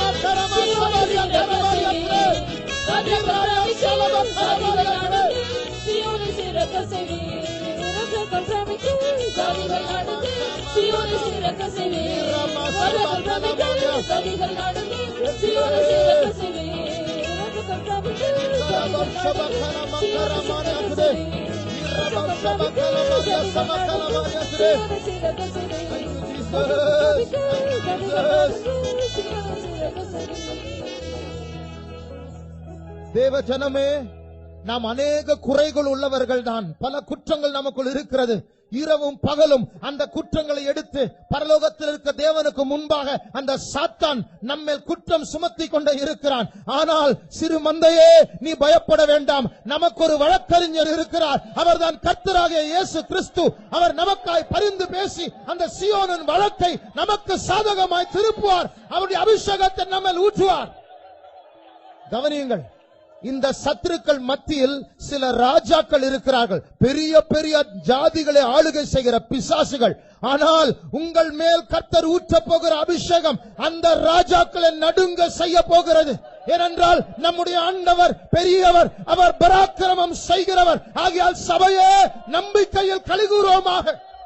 சாலேமில் ராஜரீகம் செய்குவீர், நீதி ஓங்கிடவும் ராஜ்யமெங்கும் சாலேமில் ராஜரீகம் செய்குவீர் நீதி ஓங்கிடவும் ராஜ்யமெங்கும் ராஜாக்கள் பிரமிக்க ஜாதிகள் நடுங்க சீயோனை சீரக்க செய்வீர் ராஜாக்கள் பிரமிக்க ஜாதிகள் நடுங்க சீயோனை சீரக்க செய்வீர் சாலேமில் ராஜரீகம் செய்குவீர் நீதி ஓங்கிடவும் ராஜ்யமெங்கும் சாலேமில் ராஜரீகம் செய்குவீர் நீதி ஓங்கிடவும் ராஜ்யமெங்கும் ராஜாக்கள் பிரமிக்க ஜாதிகள் நடுங்க சீயோனை சீரக்க செய்வீர் ராஜாக்கள் பிரமிக்க ஜாதிகள் நடுங்க சீயோனை சீரக்க செய்வீர்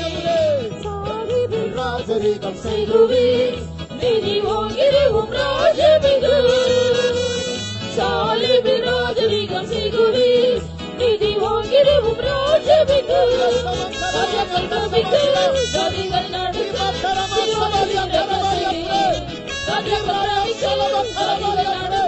சீயோனை சீரக்க செய்வீர் ராஜாக்கள் பிரமிக்க ஜாதிகள் நடுங்க சீயோனை சீரக்க செய்வீர் ராஜாக்கள் பிரமிக்க ஜாதிகள் நடுங்க சீயோனை சீரக்க செய்வீர் ராஜாக்கள் பிரமிக்க ஜாதிகள் நடுங்க சீயோனை சீரக்க செய்வீர் ராஜாக்கள் பிரமிக்க ஜாதிகள் நடுங்க சீயோனை சீரக்க செய்வீர்